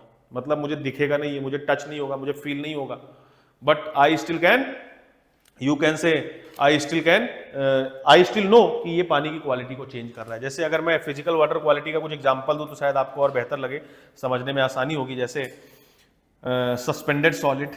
सस्पेंडेड सॉलिड मतलब जो पानी में सस्पेंशन में सॉलिड्स हैं, वो क्या है? फिजिकल वाटर क्वालिटी पैरामीटर्स में आते हैं। जैसे अगर मैं बोलूँ टर्बिडिटी, टर्बिडिटी मतलब पानी का मैलापन। पानी कई बार मटमैला हो जाता है, गंदा हो जाता है, उसमें बहुत फाइन पार्टिकल्स आ जाते हैं, उसमें सनलाइट बहुत डीपली पेनिट्रेट नहीं कर पाती है। जैसे रिवर उवर का पानी देखो, कई जगह साफ पानी होता है, उसमें आप बॉटम तक रिवर में, लेक में देख सकते हो। कई बार पानी बड़ा गंदा होता है, टर्बिड होता है, मैला होता है, उसमें आप ज्यादा नीचे तक नहीं देख सकते हो, क्योंकि सनरेज या जो लाइट्स हैं वो वहां तक पहुंच नहीं पा रही है, क्योंकि बहुत सारे ऐसे पार्टिकल्स हैं जो लाइट को या तो एब्जॉर्ब कर ले रहे हैं या तो स्कैटर कर दे रहे हैं। तो उस प्रॉपर्टी को टर्बिडिटी बोल रहे हैं। देन जैसे टेम्परेचर, एक सबसे आपके लिए समझने वाली चीज, जैसे टेम्परेचर। टेम्परेचर क्या है? आप फील कर सकते हो, पानी गर्म है टठंडा है, आपको पता चल जाएगा। तो this is again physical water quality parameter. जैसे कलर है पानी का, ये एक पैरामीटर है। कलर में देख सकता हूँ भैया ये पानी कलर्ड है, ये पानी नॉन कलर्ड है, इट इज ट्रांसपेरेंट या ये कलर फ्री है। तो इस तरीके से इन चीजों को मैं देख सकता हूँ। So these are what? Physical water quality parameters. ठीक है, ऐसे ही और भी वाटर क्वालिटी पैरामीटर हो सकते हैं। ऐसे केमिकल वाटर क्वालिटी पैरामीटर में जैसे बोलूं मैं, तो हार्डनेस। हार्डनेस मुझे नजर नहीं आएगी, मतलब मैं देख के, फील करके, सूंघ के, टच करके, स्मेल करके मैं नहीं बता पाऊंगा कि ये हार्ड वाटर है, बट स्टिल पानी हार्ड होगा। हार्ड मतलब जो हार्ड पानी होता है वो साबुन के साथ झाग नहीं बनाता है, उसकी सर्फेक्टेंट प्रॉपर्टी लॉस हो जाती है। तो ऐसे पानी को हार्ड वाटर बोल रहे हैं। अब इसकी टेक्निकल डिटेल्स आप सब्जेक्ट में पढ़ोगे कि हार्डनेस वो क्वालिटी होती है जिसकी वजह से पानी में मल्टीवैलेंट कैटायंस प्रेजेंट होते हैं, जैसे कैल्शियम 2+ या फिर मैग्नीशियम 2+। अब अगर ये अभी आपको बताऊंगा तो आप कंफ्यूज हो जाओगे, ये चीजें आप क्लास में समझना। पर अंडरस्टैंडिंग के लिए कि हार्डनेस मीन जिससे पानी में झाग बनना बंद हो जाता है, तो साबुन की कॉस्ट बढ़ जाती है, कपड़ा लॉन्ड्री एक्सपेंसेस बढ़ जाते हैं, पानी टेस्ट में भी खराब हो जाता है। तो ये हार्डनेस है, मतलब आपको दिखेगा नहीं, आप सेंस नहीं कर पाओगे, but still it is there. जैसे यहां पे मैंने देखो लिखा है सस्पेंडेड सॉलिड, जो सस्पेंशन में, सस्पेंशन मतलब जैसे पानी में लकड़ी है, पानी में सैंड है, पानी में छोटे मोटे धूल धक्कर के पार्टिकल्स है, तो आप देख सकते हो। लेकिन पानी में कुछ सॉलिड्स ऐसे भी हो सकते हैं जो डिसॉल्व्ड इन नेचर है, जो पानी में है तो, पर मुझे अपने फिजिकल सेंसेस से नजर नहीं आ रहे हैं, तो उनको बोल रहे हैं डिसॉल्व सॉलिड्स। उनको क्या बोल रहे हैं? Dissolve solids. तो dissolved solids are coming under chemical water quality parameters, whereas suspended solids are coming under physical water quality parameters. फिर जैसे alkalinity एक प्रॉपर्टी है पानी के अंदर, alkalinity, alkalinity is presence of you can say present of negatively charged species, जो कि H+ यानी हाइड्रोनियम आयन के इफेक्ट को न्यूट्रलाइज कर सकती हैं। जैसे OH-, ये आता है मल्टीवैलेंट कैटायंस की वजह से, Ca2+, Mg2+, ये आता है OH- की वजह से, CO3 की वजह से, या फिर यू कैन से HCO3- की वजह से। So this is due to the presence of negatively charge species, जो कि पानी में H+ को न्यूट्रलाइज कर सकती हैं, एसिड के इफेक्ट को रिड्यूस कर सकती हैं, और ये because of presence of multivalent cations. अब इतनी टेक्निकल डिटेल्स आप अभी नहीं समझ पाओगे, इसलिए मैं आपको जस्ट बेसिक आइडिया दे रहा हूँ कि देखो कितना बेसिक लेवल पे एग्जाम का पेपर हो रहा है और आपको कितना जानने की जरूरत है। बहुत ज्यादा घुसने की जरूरत नहीं है, क्योंकि फिर वो आपके काम का नहीं है। वो एक सिविल इंजीनियर को जानने की जरूरत है, पर आपको जानने की जरूरत नहीं है।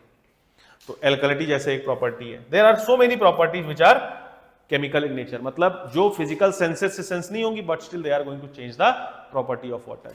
फिर पानी में कुछ लिविंग एंटिटीज प्रेजेंट होती है। बायोलॉजिकल का मतलब आपको पता है, which are living in nature, जैसे माइक्रो ऑर्गेनिज्म, जैसे बैक्टीरिया वगैरह पानी में प्रेजेंट हो सकता है, कुछ यू कैन से वायरस वगैरह प्रेजेंट हो सकता है। तो इसको बोल रहा हूं मैं बायोलॉजिकल वाटर क्वालिटी पैरामीटर। जैसे पानी के अंदर बैक्टीरिया वगैरह हो सकता है, पानी के अंदर एल्गी वगैरह हो सकती है, पानी के अंदर यू कैन से प्रोटोजोआ हो सकता है, पानी के अंदर वायरस हो सकता है, पानी के अंदर वॉर्म हो सकता है। इन सब की वजह से तरह तरह की बीमारियां होती हैं। So these are the qualities of water, और इन क्वालिटीज को हम मेजर करते हैं इंजीनियरिंग तरीके से। इनको हम मेजर करते हैं, मतलब इनको हम मापते हैं, और मापने के अलग अलग तरीके होते हैं। तो जब आप क्लास में आओगे ना, तो इन सब को अलग अलग से आपको बताया जाएगा कि ये प्रॉपर्टी ऐसे होती है, ऐसे मेजर की जाती है, ये प्रॉपर्टी ऐसे होती है, इसका ये मतलब होता है, ये ऐसे मेजर किया जाता है, ये प्रॉपर्टी ऐसे होती है, इसको ऐसे मेजर किया जाता है। अब अभी हम क्वेश्चंस को डिस्कस कर रहे हैं शॉर्ट वीडियो में, छोटे से टाइम में मैं आपको सारी प्रॉपर्टीज तो बता नहीं सकता हूं, इसके लिए आपको क्लास करना पड़ेगा। तो बस मैं जो ऑप्शंस है उन ऑप्शंस के बारे में आपको बता दे रहा हूं, ठीक है। उन ऑप्शंस के बारे में मैं आपको थोड़ा सा आइडिया दे रहा हूं कि देखो कैसे कैसे करते हैं। जैसे यहां पे लिखा है EDTA, कहां पे यूज करते हैं? तो EDTA, ethylene diamine tetraacetic acid, ये हम यूज करते हैं for the measurement of hardness of water. पानी में हार्डनेस को मेजर करने के लिए यूज करते हैं। एक्चुअली आपने केमिस्ट्री में शायद पढ़ा होगा, तो हम टाइट्रेशन करते हैं। हम क्या करते हैं? टाइट्रेशन करते हैं। टाइट्रेशन क्या मेथड होता है? जैसे मान लो पानी में मुझे कैल्शियम, मैग्नीशियम, ये चीजें मुझे मेजर करनी है। ये हार्डनेस की वजह से ना, हार्डनेस मल्टीवैलेंट केटायंस की वजह से, हार्डनेस इन्हीं की वजह से। तो मैं क्या करूंगा, मैं इसमें एक टाइट्रेंट डालूंगा, बूंद बूंद करके आपने 12th वगैरह में पढ़ा होगा, मैं इसमें टाइट्रेंट डालूंगा। तो यहां पे मैं एक टाइट्रेंट यूज करता हूं, ठीक है।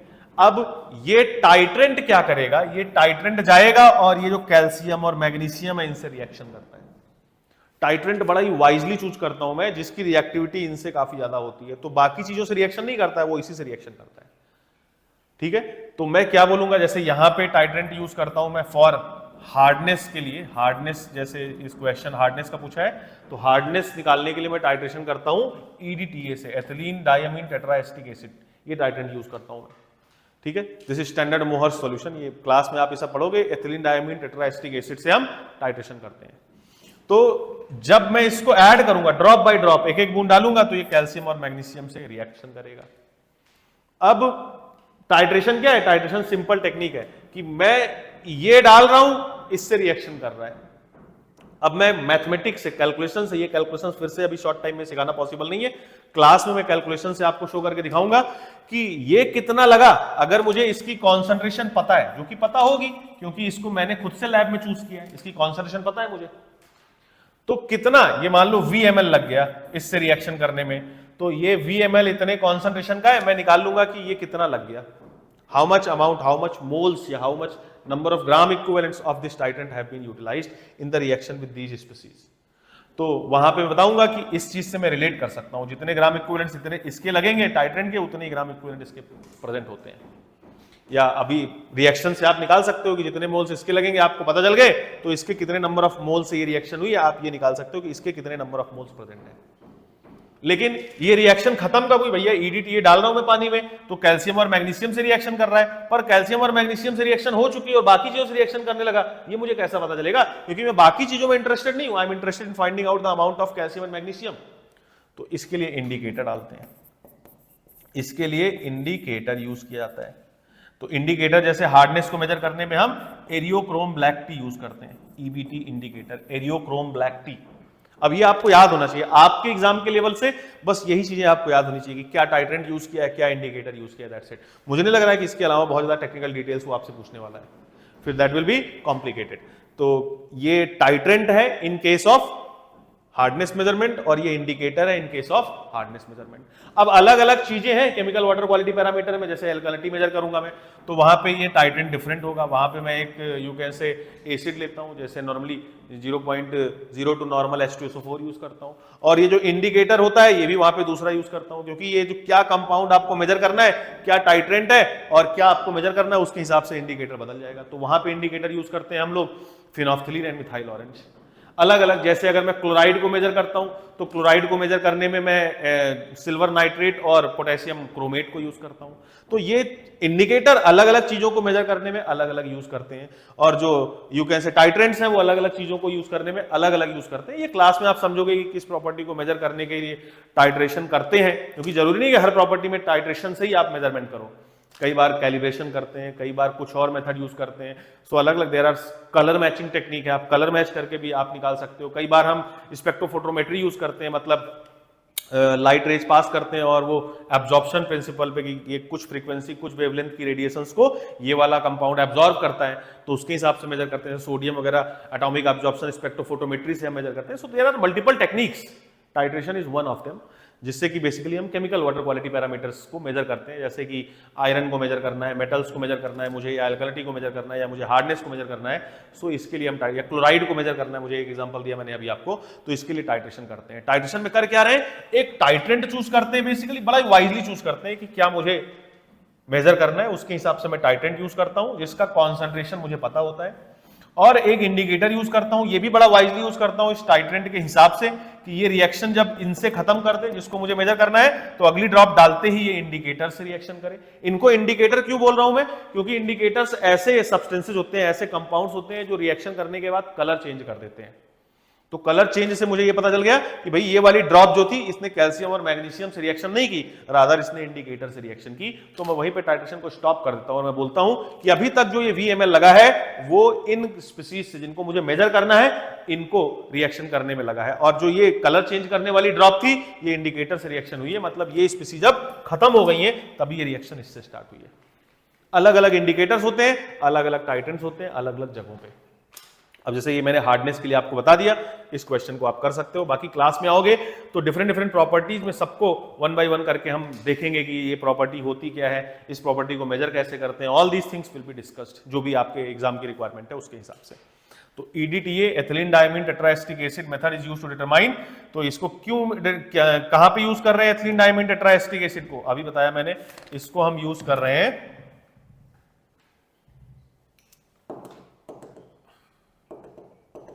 ठीक है, इसको हम यूज कर रहे हैं हार्डनेस ऑफ वाटर को मेजर करने के लिए। सो it is used for measurement of hardness of water, it is used for the measurement of hardness of water. ठीक है, जैसे टर्बिडिटी मेजर करते हैं, टर्बिडिटी रॉड से इसको मेजर करने का अलग तरीका होता है, या फिर टर्बिडिटी मीटर्स होते हैं तरह तरह के, Baylis turbidity meter, Jackson turbidity meter, तरह तरह के टर्बिडिटी मीटर होते हैं, वहां से हम मेजर करते हैं। ठीक है, नेफ्लोमीटर्स होते हैं कई बार। ठीक है, हार्डनेस अभी बताया टाइट्रेशन से मेजर कर रहे हैं, क्लोराइड्स अभी बताया मैंने टाइट्रेशन से मेजर कर रहे हैं, आयरन भी टाइट्रेशन या एटॉमिक एब्जॉर्प्शन फोटोमेट्री से हम मेजर करते हैं। तो इसमें अलग अलग टाइट्रेंट्स और अलग अलग इंडिकेटर्स हो सकते हैं, अलग अलग तरीके से आप अलग अलग चीजों को मेजर कर सकते हैं। EDTA कहां पे यूज करते हैं, हार्डनेस को मेजर करने में। अगला क्वेश्चन देखो, जैसे क्वेश्चन इसमें लिख दे रहा हूं मैं, इसका आंसर क्या हो गया। सो दिस इज यू कैन से, इसमें क्वेश्चन नंबर कौन सा था, इट वाज क्वेश्चन नंबर 146। तो क्वेश्चन नंबर 146 में आंसर क्या आ गया, दिस इज डी पार्ट। ये क्या है, these are hardness causing species, ये हार्डनेस कॉज कर रही है। ठीक है, इस तरीके से आप देख सकते हो। नेक्स्ट फिर जैसे अगर मैं बात करूं, क्वेश्चन नंबर अगला कौन सा है, क्वेश्चन नंबर 147 है। इसके बारे में अगर देखो, सो सीवेज विल बी, देखो क्वेश्चन, सॉरी आपको तो दिखा नहीं होगा, क्वेश्चन नंबर, छोटा कैसे होगा यार ये,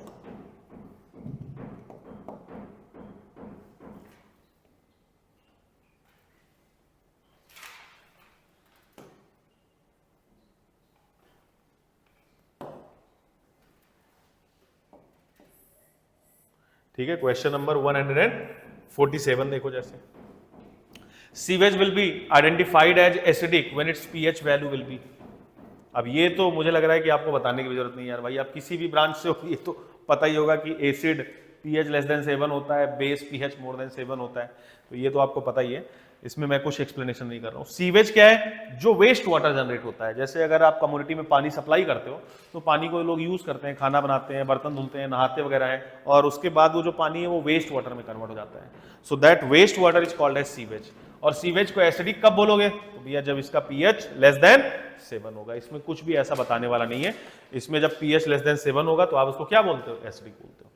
दिस इज इट, ठीक है। नेक्स्ट जैसे क्वेश्चन नंबर 148 पे आते हैं। 148, among which of the following pollutants the only secondary pollutant is. अब ये फिर से इन्वायरमेंट इंजीनियरिंग का क्वेश्चन है, इन्वायरमेंटल इंजीनियरिंग से क्वेश्चन ये दूसरा आया हुआ है।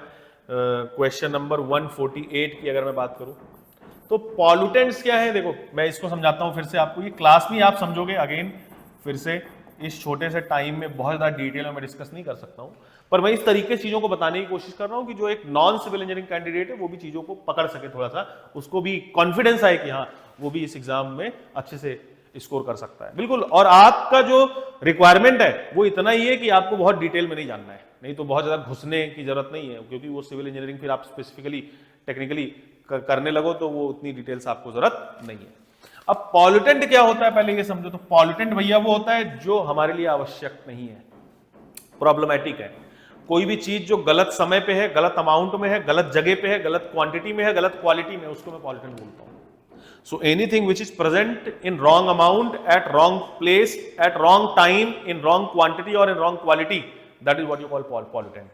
जैसे पानी में मान लो बैक्टीरिया आ गया, तो पानी में मुझे बैक्टीरिया नहीं चाहिए तो ये पॉल्यूटेंट है। दही में बैक्टीरिया है लैक्टोबैसिलस, वो मुझे चाहिए, वो पॉल्यूटेंट नहीं है, ठीक है। जैसे ओजोन स्ट्रेटोस्फीयर में चाहिए, वो पॉल्यूटेंट नहीं है, लेकिन ट्रोपोस्फीयर में ग्राउंड लेवल पे अगर ओजोन है तो वो आपको सांस की बीमारी क्रिएट करेगा, प्रॉब्लम क्रिएट करेगा, तो वो पॉल्यूटेंट है। सो पॉल्यूटेंट मतलब जो चीज आपको नहीं चाहिए, which is not required by you. कोई चीज क्यों नहीं चाहिए? तो गलत जगह पे हो सकती है, गलत टाइम में हो सकती है, जब आपको नहीं चाहिए तब वो वहां पे है, या गलत अमाउंट में हो सकता है, जितना आपको चाहिए उतना, उससे ज्यादा है, उससे कम है, सो एक्सेस में, that again can be a pollutant. या गलत यू कैन से क्वालिटी हो सकती है उसकी, जिस क्वालिटी में आपको चाहिए उस क्वालिटी में नहीं है। So everything that is present at wrong place, at wrong time, in wrong quality, in wrong quantity, उसको हम pollutant बोल रहे हैं। pollutant को तरह तरह से क्लासिफाई कर सकते हो, number of ways of classification है। One of the very standard ways of classification जो है pollutant का, उसको हम बोलते हैं pollutant या तो प्राइमरी है या तो सेकेंडरी है। प्राइमरी एयर पॉल्यूटेंट, ये एयर पोल्यूशन का क्वेश्चन है तो यहां पे मैं सीधे एयर पॉल्यूटेंट लिख दे रहा हूं मैं, ठीक है। और इसके अलावा आप बोल सकते हो सेकेंडरी एयर पॉल्यूटेंट। सेकेंडरी ये काफी इंटरेस्टिंग टॉपिक है और इसके क्वेश्चंस आप करके आओगे क्लास करने के बाद 100%, क्योंकि ये ऐसी चीजें ऑलमोस्ट सबको पता होता है थोड़ा बहुत। प्राइमरी एयर पॉल्यूटेंट्स क्या है? जो खुद से एज इट इज नेचर में प्रेजेंट है, उनको बनाना, उनको बोल सकते हो, उनके लिए कुछ ऐसा बहुत ज्यादा काम नहीं किया गया, दे आर ऑलरेडी प्रेजेंट, कोई रिएक्शन नहीं हुई है जिससे वो बन के आए हैं। जैसे नाम बताऊं तो आप समझ जाओगे, जैसे ऑक्साइड्स ऑफ कार्बन है, ऑक्साइड्स ऑफ नाइट्रोजन है, ऑक्साइड्स ऑफ सल्फर है, हाइड्रोकार्बन्स हैं, अनबर्न्ड हाइड्रोकार्बन्स हो सकते हैं, these are already present in you can say nature. जैसे एथिल एंड मिथाइल मरक्रिप्टन्स हो सकते हैं, so these are already present. तो इनको क्या बोल रहा हूं मैं? जैसे यहां पे लिख सकता हूं मैं ethyl and methyl mercaptan, so these are already present. ये कैसे है? दीज आर ऑलरेडी देयर, वहां पे है ही, नेचुरली यार मिलते ही हैं। कार्बन के oxides, carbon dioxide, carbon monoxide, nitrogen के ऑक्साइड, सल्फर के ऑक्साइड जैसे SO2, NO2, तो ये क्या, ये प्रकृति में मिलते ही मिलते हैं। तो इनको क्या बोल रहा हूं मैं? Primary air pollutants. लेकिन अगर ऐसे एयर पॉल्यूटेंट्स हैं जो प्रकृति में नहीं मिल रहे हैं, they are not found in nature, पर ये जो प्राइमरी पॉल्यूटेंट्स हैं इनकी किसी रिएक्शन से ये मिल गए, because of the reaction of this primary pollutants, या तो हो सकता है ये आपस में रिएक्शन कर ले, या ये वाटर वेपर से इन प्रेजेंस ऑफ सनलाइट में रिएक्शन कर ले, या कोई और रिएक्शन कर ले, और इनकी रिएक्शन से कुछ नया चीज बन जा रहा है जो कि हमारे लिए प्रॉब्लमेटिक है, जो हमें नहीं चाहिए, तो उसको बोल रहे हैं सेकेंडरी एयर पॉल्यूटेंट। तो सेकेंडरी एयर पॉल्यूटेंट्स क्या होते हैं? जो प्राइमरी पॉल्यूटेंट्स की रिएक्शन से बनते हैं, मतलब they are not already there, they are not as it is found in nature, rather they are formed by some reaction of the primary air pollutants with certain other constituents of nature. जैसे H2SO4 sulphuric acid, आपको पता होगा acid rain के लिए responsible है, या nitric acid HNO3 acid rain के लिए रिस्पॉन्सिबल है। तो ये नेचर में एज इट इज नहीं मिलते हैं, पानी से सल्फर के ऑक्साइड्स होते हैं, ये रिएक्शन करते हैं तो H2SO4 बन जाता है। पानी में रेनफॉल में नाइट्रोजन के ऑक्साइड्स रिएक्शन करते हैं तो HNO3 बन जाता है। So these are what? Secondary air pollutants. So these are not already present, rather they have formed by the reaction of the primary air pollutants with you can say different constituents. फिर जैसे पर ऑक्सिल nitrate है, ये एक secondary air pollutant है। जैसे ozone है, ये एक सेकेंडरी एयर पॉल्यूटेंट है। ओजोन भी as it is ground level ozone मिलती नहीं है, it is formed because of certain reaction. Basically photochemical reactions होती हैं जिसमें अब ये रिएक्शन आपको क्लास में ही बताना ज्यादा अच्छा रहेगा, अभी लंबा टॉपिक हो जाएगा, it will be confusing you. पर फोटोकेमिकल रिएक्शंस होती हैं, फोटोकेमिकल स्मॉग होता है जिसकी वजह से basically unburned hydrocarbon, oxides of sulphur और वाटर वेपर के साथ रिएक्शन करते हैं इन प्रेजेंस ऑफ सनलाइट। तो वो रिएक्शन में ये O3 बनता है, ओजोन बनता है, PAN परऑक्सिल नाइट्रेट और फॉर्मल्डिहाइड बनता है। तो यहाँ पे लिख दे रहा हूं मैं एक और ऐसे ही formaldehyde. So these are made because of some reactions of the air pollutants, primary air pollutants. That's why called as secondary air pollutants. तो ये फिर से क्लास में इसकी डिटेल्स देखेंगे, काफी इंटरेस्टिंग टॉपिक है, काफी आसान टॉपिक है। पर अभी बेसिक समझने के लिए इस क्वेश्चन का सोल्यूशन आपको अगर समझना है तो प्राइमरी एयर पॉल्यूटेंट जो ऑलरेडी प्रेजेंट है, सेकेंडरी एयर पॉल्यूटेंट जो कि प्राइमरी एयर पॉल्यूटेंट्स की रिएक्शन से प्रोड्यूस हो रहे हैं। जनरली ये रिएक्शन होती है, इसको फोटोकेमिकल रिएक्शन बोलते हैं। फोटोकेमिकल रिएक्शन मतलब क्योंकि केमिकल रिएक्शन है in presence of photon, photon मतलब सनलाइट, इसीलिए इसको फोटोकेमिकल रिएक्शन बोलते हैं। तो जो प्राइमरी एयर पॉल्यूटेंट होते हैं ये पानी के साथ रिएक्शन करते हैं इन प्रेजेंस ऑफ सनलाइट, तो ये बनाते हैं सेकेंडरी एयर पॉल्यूटेंट।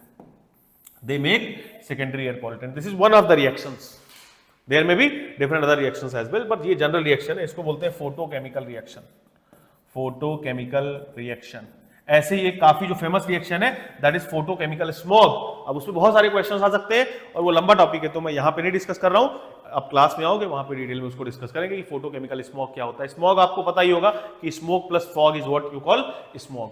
तो फोटोकेमिकल स्मॉग में क्या होता है कि ऑक्साइड्स ऑफ सल्फर होते हैं जो कि in presence of unburned hydrocarbon जो कि गाड़ियों वगैरह से निकल सकते हैं, in presence of water vapour वो रिएक्शन करते हैं इन प्रेजेंस ऑफ सनलाइट और रिएक्शन करके फॉर्मल्डिहाइड, ओजोन और परऑक्सिल नाइट्रेट बनाने लगते हैं। Which are all pollutants, सारे ये pollutants हैं which are going to cause problem to the people, to the you can say life which are present, जो कि present है life form, उन सबको प्रॉब्लम क्रिएट करेगी। That's why they are pollutants. Pollutants हम तभी बोल रहे हैं जब वो अनडिजायरेबल है, जब वो लिविंग एंटिटीज को, लाइफ फॉर्म्स को प्रॉब्लम क्रिएट कर रहे हैं।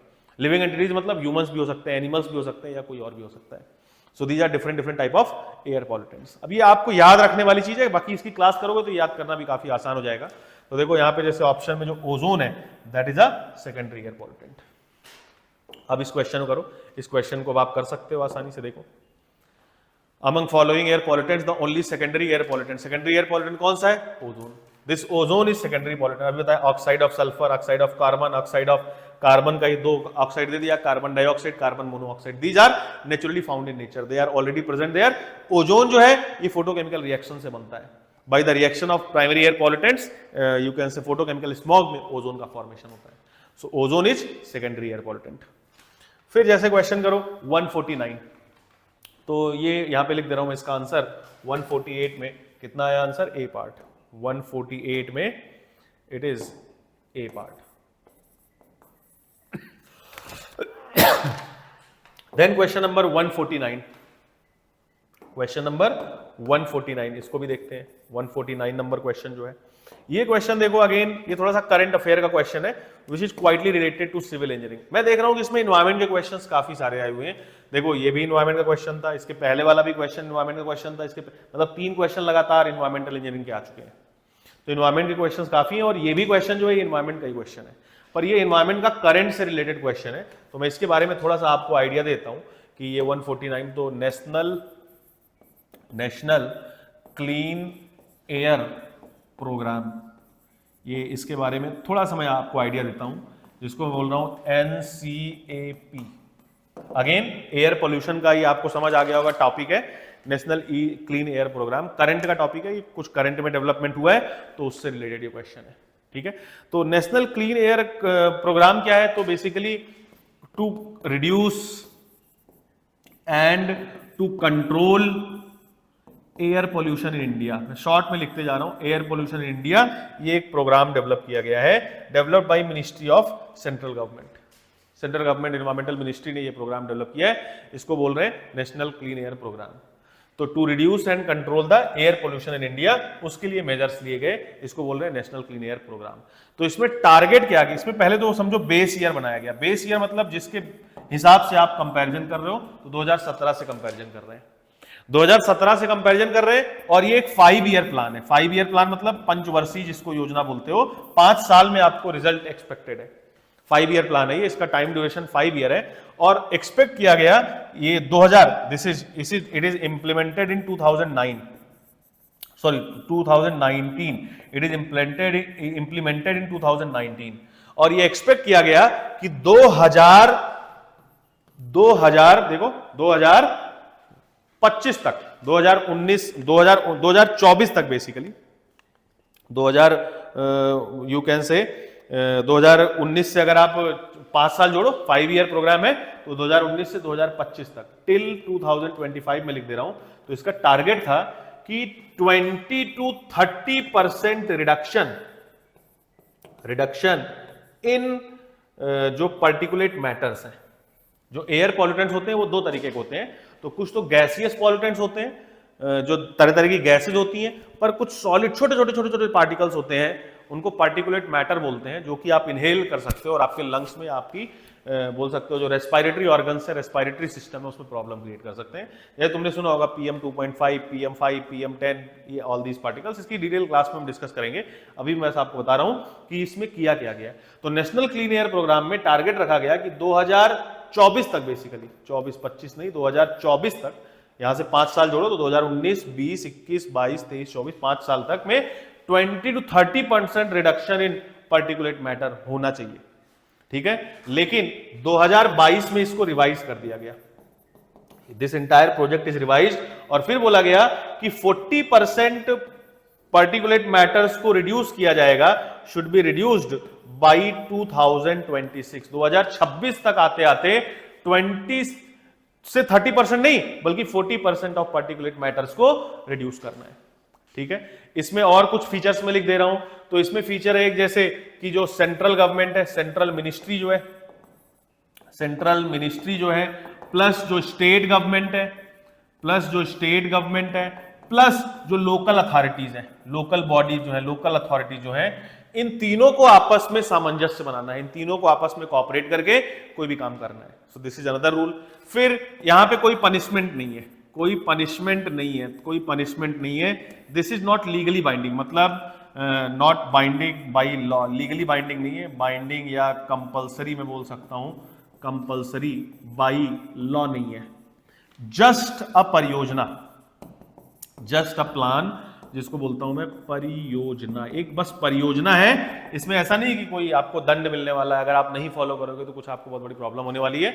So it is kind of a motivation given to the states and local authorities कि आप इस क्षेत्र में भी काम करो, इन्वायरमेंट में एयर पोल्यूशन पार्टिकुलेट मैटर को रिड्यूस करने के ऊपर भी काम करो, because this is very essential, actually this is causing lot of problem in the society. तो ये कोई ऐसा नहीं है कि इससे आपको दंड मिलने वाला है या कुछ ऐसा होने वाला है। It's just a plan, it is not forced by law, it is not forced by law, it is not तो लिखा ही नहीं, आप कंफ्यूज जाओगे बाद में।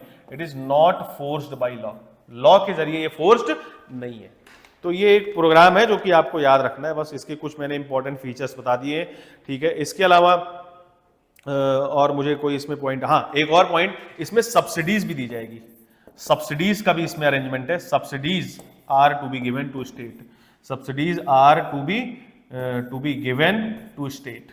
जो स्टेट्स हैं उनको सब्सिडीज भी दी जाएंगी। स्टेट्स मतलब जो ये प्लान को इंप्लीमेंट करेंगे, जो इस पे वर्क करेंगे, उनको सब्सिडीज भी दी जाएंगी। तो बस इसमें देखो क्वेश्चन सिंपल से आए हुए हैं, अब इसके और ज्यादा डिटेल डिस्कस करने की जरूरत है नहीं आपके एग्जाम पॉइंट ऑफ व्यू से। National clean air programme was launched in 2019, ये 2019 में लॉन्च किया गया। टाइम बाउंड 5 ईयर प्लान है ये, 5 साल का टारगेट रखा गया। क्या टारगेट रखा गया कि 20 से 30% पार्टिकुलेट मैटर के कॉन्सेंट्रेशन को रिड्यूस करना है बाई 2024। 2022 में इसको फिर से मॉडिफाई कर दिया गया और प्लान चेंज कर दिया गया कि 2026 तक हम 40% के आसपास पर्टिकुलेट मैटर के कॉन्सेंट्रेशन को रिड्यूस करेंगे। ये कोई फोर्स्ड बाय लॉ नहीं है, कोई रेगुलेशन नहीं है इसमें, ये बोल सकते हो एक तरीके से परियोजना ही है, एक तरीके से प्रमोशन है, एक तरीके से मोटिवेशन है to the state and local authorities, not forced by law है। इसके अलावा आप जान सकते हो कि ये जो प्लान है नेशनल क्लीन एयर प्रोग्राम, इसके अंदर सब्सिडीज देने की व्यवस्था है। इसके अंदर ये बात करी गई कि जो स्टेट गवर्नमेंट है और जो लोकल अथॉरिटीज हैं वो आपस में सामंजस्य बनाए with effect with the you can से मिनिस्ट्री, और जो सेंट्रल मिनिस्ट्रीज है उनसे भी सामंजस्य बनाए, उनसे भी कॉपरेशन करें, आपस में मिलके चीजों को सही करने की कोशिश करें। और ये जो प्लान है यू कैन से this plan is again you can से दिस, ये जो प्लान है this plan is still in effect, अभी भी ये इफेक्ट में है। और इसमें बोल सकते हो बेसिकली एयर पोल्यूशन को रोक करने के लिए, एयर पोल्यूशन पे कंट्रोल करने के लिए काम किया गया है। So this is national clean air programme, it was launched in 2019। जो मैं बोल रहा हूं कि 20-30% रिड्यूस करना है या 40% रिड्यूस करना है, तो वो कब से रिड्यूस करना है, तो बेस ईयर 2017 है, मतलब 2017 वाले लेवल से 20 से 30% रिड्यूस करना है, या 2017 वाले लेवल से 40% रिड्यूस करना है। तो यहां पे मैं लिख दूं ताकि आप कंफ्यूज मत हो। तो ये जो 20-30% है कहां से है, सो यू कैन से रिवाइज्ड रिड्यूस्ड इन पीएम, कहां से, यू कैन से ऐसे लिख सकता हूं मैं, इन कंपैरिजन टू 2017। यहां पे मैं लिख दे रहा हूं विद रिस्पेक्ट टू 2017, उसके रिस्पेक्ट में ये बात की गई है। ठीक है, दिस इज अनदर क्वेश्चन। फिर अगला क्वेश्चन हम करने की कोशिश करते हैं, इसमें आंसर क्या था, 2019, दैट इज बी पार्ट, यहां पे लिख दे रहा हूं मैं B part. Now next question करने की कोशिश करते हैं, क्वेश्चन नंबर 150।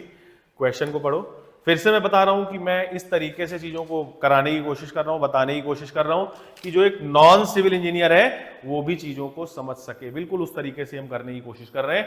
क्वेश्चन नंबर 150, जो एक सिविल इंजीनियर होगा उसको हो सकता है कि बातें बहुत सिंपल लग रही हो मेरी, पर मैं जानबूझ के इस तरीके से सिंपल तरीके से बात कर रहा हूं कि जो एक सिविल इंजीनियर नहीं है वो भी मेरी बातों को समझ सके। A reservoir with uncontrolled and ungated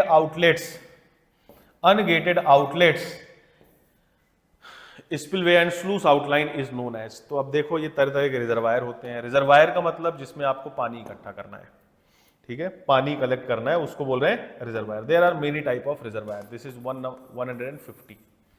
तो रिजर्वायर्स तरह तरह के रिजर्वायर्स हैं डिपेंडिंग ऑन द पर्पज।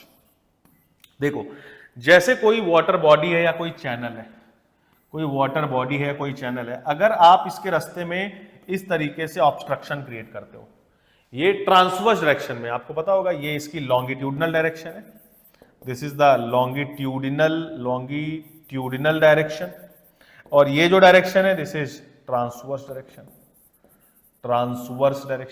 तो अगर इस तरीके से कोई बैरियर आप प्रोवाइड करते हो इन द ट्रांसवर्स डायरेक्शन, तो उसको बेसिकली बोला जाता है डैम। डैम की डिफिनेशन क्या है, it is a transverse barrier along the path of water in any channel, in any river, something like this. तो यहां पे पानी काफी सारा इकट्ठा हो जाएगा depending on the height of this dam, यहां पे पानी इकट्ठा हो जाएगा और इसको बोलते हैं टेक्निकली रिजर्वायर। डैम छोटा भी साइज का हो सकता है, बड़ा भी साइज का हो सकता है। डैम अगर आपको ज्यादा ही हैवी वर्ड लग रहा है तो वियर, बराज, कुछ भी बना सकते हैं। All these are what, transverse barriers. और इसके यहां पे अपस्ट्रीम साइड में, अपस्ट्रीम मतलब जिधर से पानी आ रहा है, this is downstream side, this is upstream side. तो इसके अपस्ट्रीम साइड में पानी कलेक्ट हो जाएगा। कितना पानी कलेक्ट होगा, साइज कितना है, वो डिपेंड करेगा कंस्ट्रक्शन पे, कितना हाइट ऑफ डैम है, वैली कैसी है, ऑल दीज थिंग्स पे। तो ये जो रिजर्वायर है ये तरह तरह के रिजर्वायर्स होते हैं, दीज आर मेनी टाइप, तरह तरह के रिजर्वायर्स हैं। तो रिजर्वायर्स तरह तरह के हो सकते हैं। Reservoirs depending on use, depending on application, तरह तरह के रिजर्वायर्स हो सकते हैं। कुछ मैं नाम लिखता हूं, जैसे स्टोरेज रिजर्वायर, स्टोरेज रिजर्वायर हो सकता है। स्टोरेज रिजर्वायर क्या है, जिसमें पानी हम स्टोर करते हैं। सो यहां पे लिख रहा हूं मैं, water is stored at peak flow time. Peak flow time मतलब जैसे इंडिया में मानसून बारिश होती है तब इसमें पानी हम इकट्ठा करते हैं, क्योंकि बारिश तो 2 महीना होगी, 3 महीना, 4 महीना, पर पानी की रिक्वायरमेंट पूरे साल है।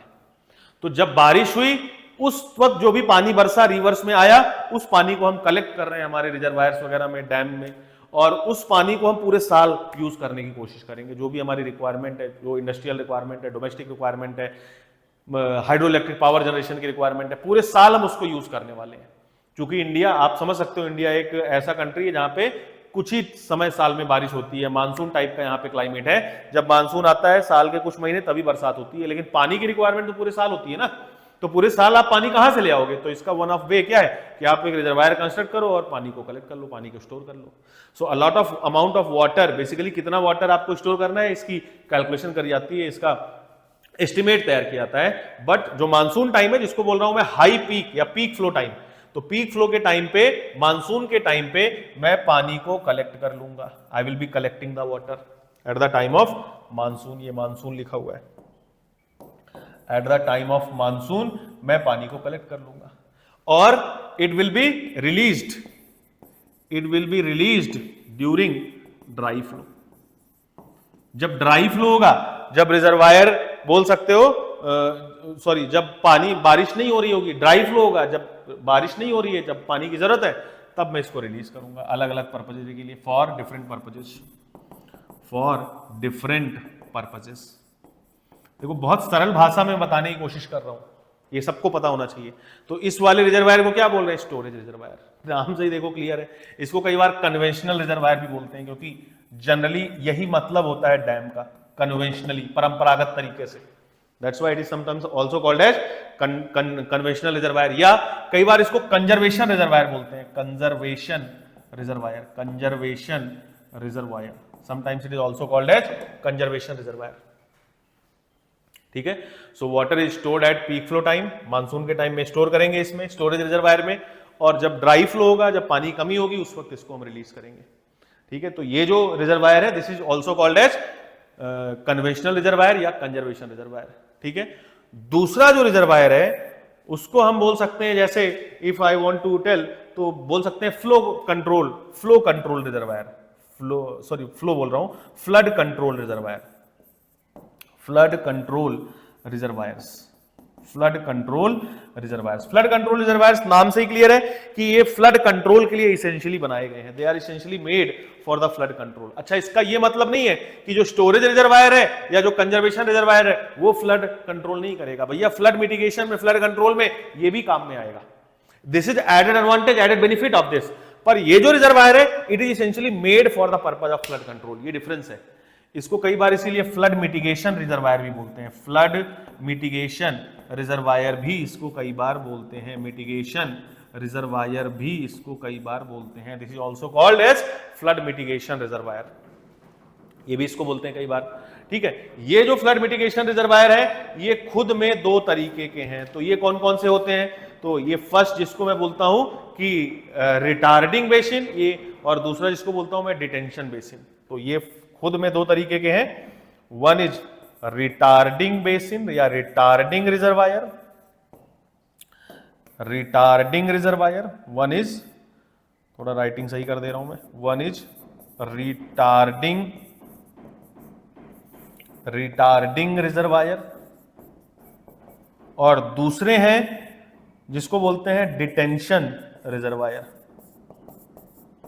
Detention reservoir. ठीक है। अब ये डैम कैसे होते हैं, थोड़ा इसके आपको और स्ट्रक्चर की बात करता हूं तो मैं समझाता हूं, आपने देखा होगा। तो जैसे वो तो प्लान मैंने बनाया था, ये जो डायग्राम था ये प्लान था। प्लान मतलब ऊपर से देखोगे तो कुछ ऐसा नजर आएगा कि नदी बह रही है, चैनल बह रहा है, उसमें ट्रांसवर्स बैरियर है। पर साइड से देखोगे ना तो डैम कुछ इस तरीके से आपको नजर आएगा, समथिंग लाइक दिस, कुछ इस तरीके से। ये कुछ डैम होता है, समथिंग लाइक दिस, और ये बेस होता है डैम का, ये डैम की बॉडी है, और इसके ऊपर कुछ गेट वगैरह लगाया जाता है, समथिंग गेट वगैरह। ये तो सॉलिड कंस्ट्रक्शन है, यहां तक पानी भर जाएगा, बिल्कुल पानी भर जाएगा, और जब इसके ऊपर जाएगा लेवल तो इस गेट से हम पानी को बाहर निकाल देते हैं। इस गेट को बेसिकली स्पिलवे बोलते हैं, टेक्निकली इसको बोलते हैं स्पिलवे। तरह तरह के 7-8 तरीके के स्पिलवे हैं, depending on the condition, depending on the requirement, अलग अलग तरीके के स्पिलवेज प्रोवाइड करे जा सकते हैं। Spillways are also called a safety valve of the dam, क्योंकि डैम में अगर स्पिलवे नहीं होगा तो ये एक टाइम के बाद पानी निकलेगा नहीं, तो ये ओवरलोडिंग की वजह से फेल कर जाएगा, पूरा डैम आपका कोलैप्स कर जाएगा। So that's why they are also called as spillways, क्योंकि ये एक्सेस फ्लड को, एक्सेस वाटर को डिस्चार्ज आउट कर देते हैं। तो ये जो गेट्स है ना, ये गेट्स कई बार प्रोवाइड करे जाते हैं, कई बार नहीं प्रोवाइड करे जाते हैं। जैसे बराज आपने देखा होगा तो बड़े हैवी गेट्स होते हैं उसमें, कई बार ये गेट्स बड़े हैवी होते हैं, बड़े बड़े साइज के होते हैं, मतलब ज्यादा कंट्रोल होता है वहां पे कि आप कम से कम या ज्यादा से ज्यादा कितना पानी आपको आगे डिस्चार्ज आउट करना है वो आप कंट्रोल कर सकते हो। कई बार ये छोटे गेट्स होते हैं, कई बार गेट्स होते ही नहीं है, सिंपल साइज तरीके का डैम होता है और जब भी पानी यहां भर गया इसके ऊपर से, जब लेवल इसके ऊपर पहुंच गया, मतलब भरते भरते भरते जब यहां तक भर गया तो जब ऊपर लेवल आया तो पानी बाहर निकल जाएगा।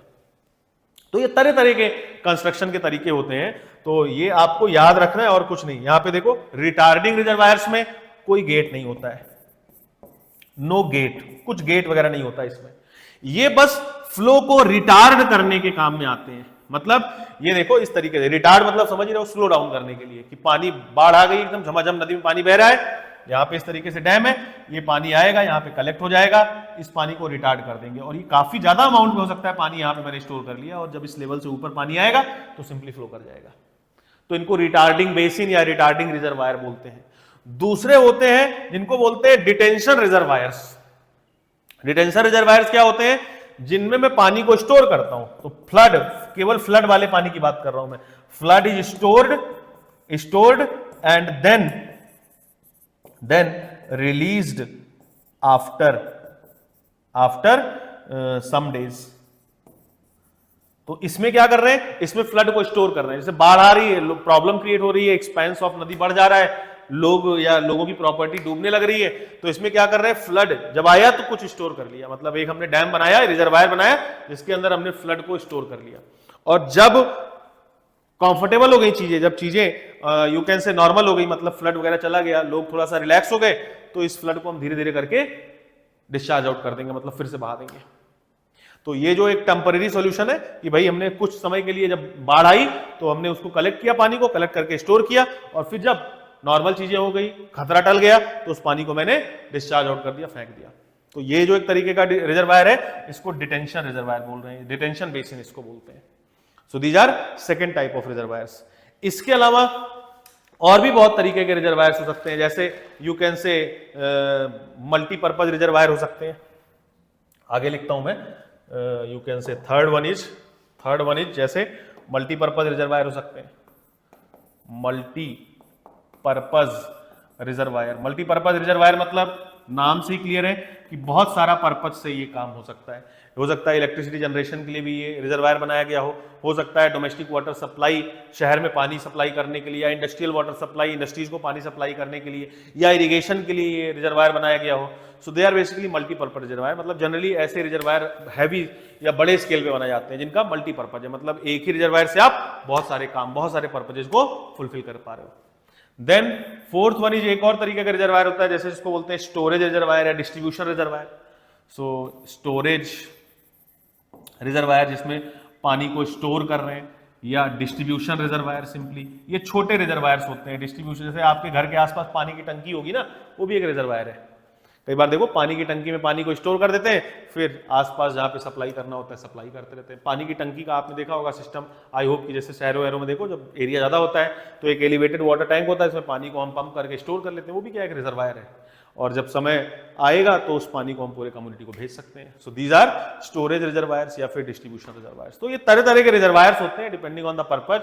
इसको डिटेल में हम देखेंगे अगेन सब्जेक्ट में। अभी एक साथ बताना आपके लिए पॉसिबल नहीं, क्योंकि चीजें सीक्वेंस में दिमाग में स्टे करती हैं, ऐसे आप नहीं कर पाओगे, ठीक है? या तो फिर आपने पहले से पढ़ा हो। अगेन मैं उन बच्चों की बात कर रहा हूं जो सिविल इंजीनियरिंग बैकग्राउंड से नहीं है। So there are many type of reservoirs depending on the you can say requirement.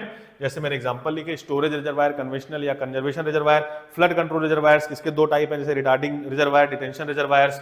फिर इसके अलावा और भी रिजर्वायर्स हो सकते हैं, जैसे मल्टीपर्पज रिजर्वायर जो मल्टीपर्पज बनाए गए हैं, या स्टोरेज रिजर्वायर या डिस्ट्रीब्यूशन रिजर्वायर जो बेसिकली पानी को स्टोर करने के लिए और पानी को डिस्ट्रीब्यूट करने के लिए बनाए गए हैं। अब इस क्वेश्चन का आप आंसर कर सकते हो। देखो ये क्वेश्चन पढ़ो। Now you can answer this question. ये क्वेश्चन क्या है? So a reservoir with uncontrolled and ungated outlets, spillways and sluice outline is known as, क्या बोल रहे हैं इसको? This is known as, जिसमें ungated है, कोई spillway कोई sluice outline नहीं है, it is uncontrolled, ungated, अभी बताया, ये कौन सा है? It is retarding basin.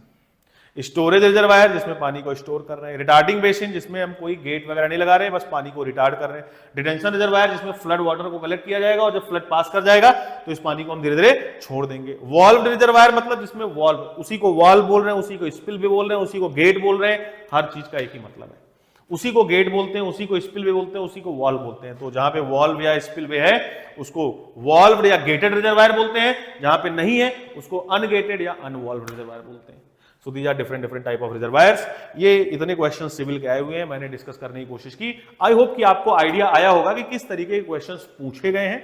ये एमपीपीएससी का क्वेश्चन पेपर है, सेम जो आईटीआई प्रिंसिपल और असिस्टेंट डायरेक्टर की पोस्ट है उसी के लिए एग्जाम हुआ है। और तो इंडिया में बहुत कम ऐसे क्वेश्चन मिल पा रहे हैं क्योंकि बहुत कम ये पेपर हुआ है इस तरीके का जिसमें common to all branches question paper हो। और क्वेश्चन पेपर हुआ भी है तो बहुत एक वेल डिफाइंड सिलेबस नहीं है वहां पे। जैसे यूपी में भी हुआ है पर उसका एक बहुत वेल डिफाइंड सिलेबस नहीं है। जैसे बिहार में भी एक आध बार हुआ है but it is not having a well defined syllabus. तो सिलेबस आपके यहाँ से हरियाणा में दिया गया है या एमपी में एग्जाम हुआ था तो वहां पे ये क्वेश्चन पेपर मैंने आपको दिखाया कि किस तरीके के क्वेश्चन आए। क्वेश्चंस मैंने केवल सिविल इंजीनियरिंग पोर्शन से कलेक्ट किए हैं कि सिविल इंजीनियरिंग में देखो किस तरीके के क्वेश्चंस आ रहे हैं और आपको किस तरीके की इंफॉर्मेशन चाहिए इस तरीके के क्वेश्चंस को करने के लिए। और क्वेश्चंस ऐसे हैं कि common to all the branch है, मतलब हर एक बच्चा इसको सोच सके और हर एक बच्चा कर सके। तो आपको जो तैयारी करनी है वो भी इसी हिसाब से करनी है कि बहुत डिटेल में नहीं जाना है कि that is going to be specific to civil engineering, या बहुत बोल सकते हो शैलो भी प्रिपरेशन नहीं करनी कि आपको आपकी रिक्वायरमेंट फुलफिल होती हुई ना नजर आए। सो एक ऑप्टिमम तरीके से आपको तैयारी करनी पड़ेगी। और ये मैंने कुछ आपको एक आइडिया दिया, बाकी जब आप क्लास में आओगे तो हम डिटेल में डिस्कस करेंगे किस तरीके से प्रिपरेशन करनी है, क्या क्या चीजों को हम देख सकते हैं, किस तरीके से देख सकते हैं, आपका थॉट प्रोसेस कैसे डेवलप होना चाहिए, वो सब चीजें हम क्लास में डिस्कस कर सकते हैं। इस छोटे से टाइम पीरियड में वो करना पॉसिबल नहीं है। तो मैं इस वीडियो को यहीं पे ब्रेक देता हूं। Thank you very much.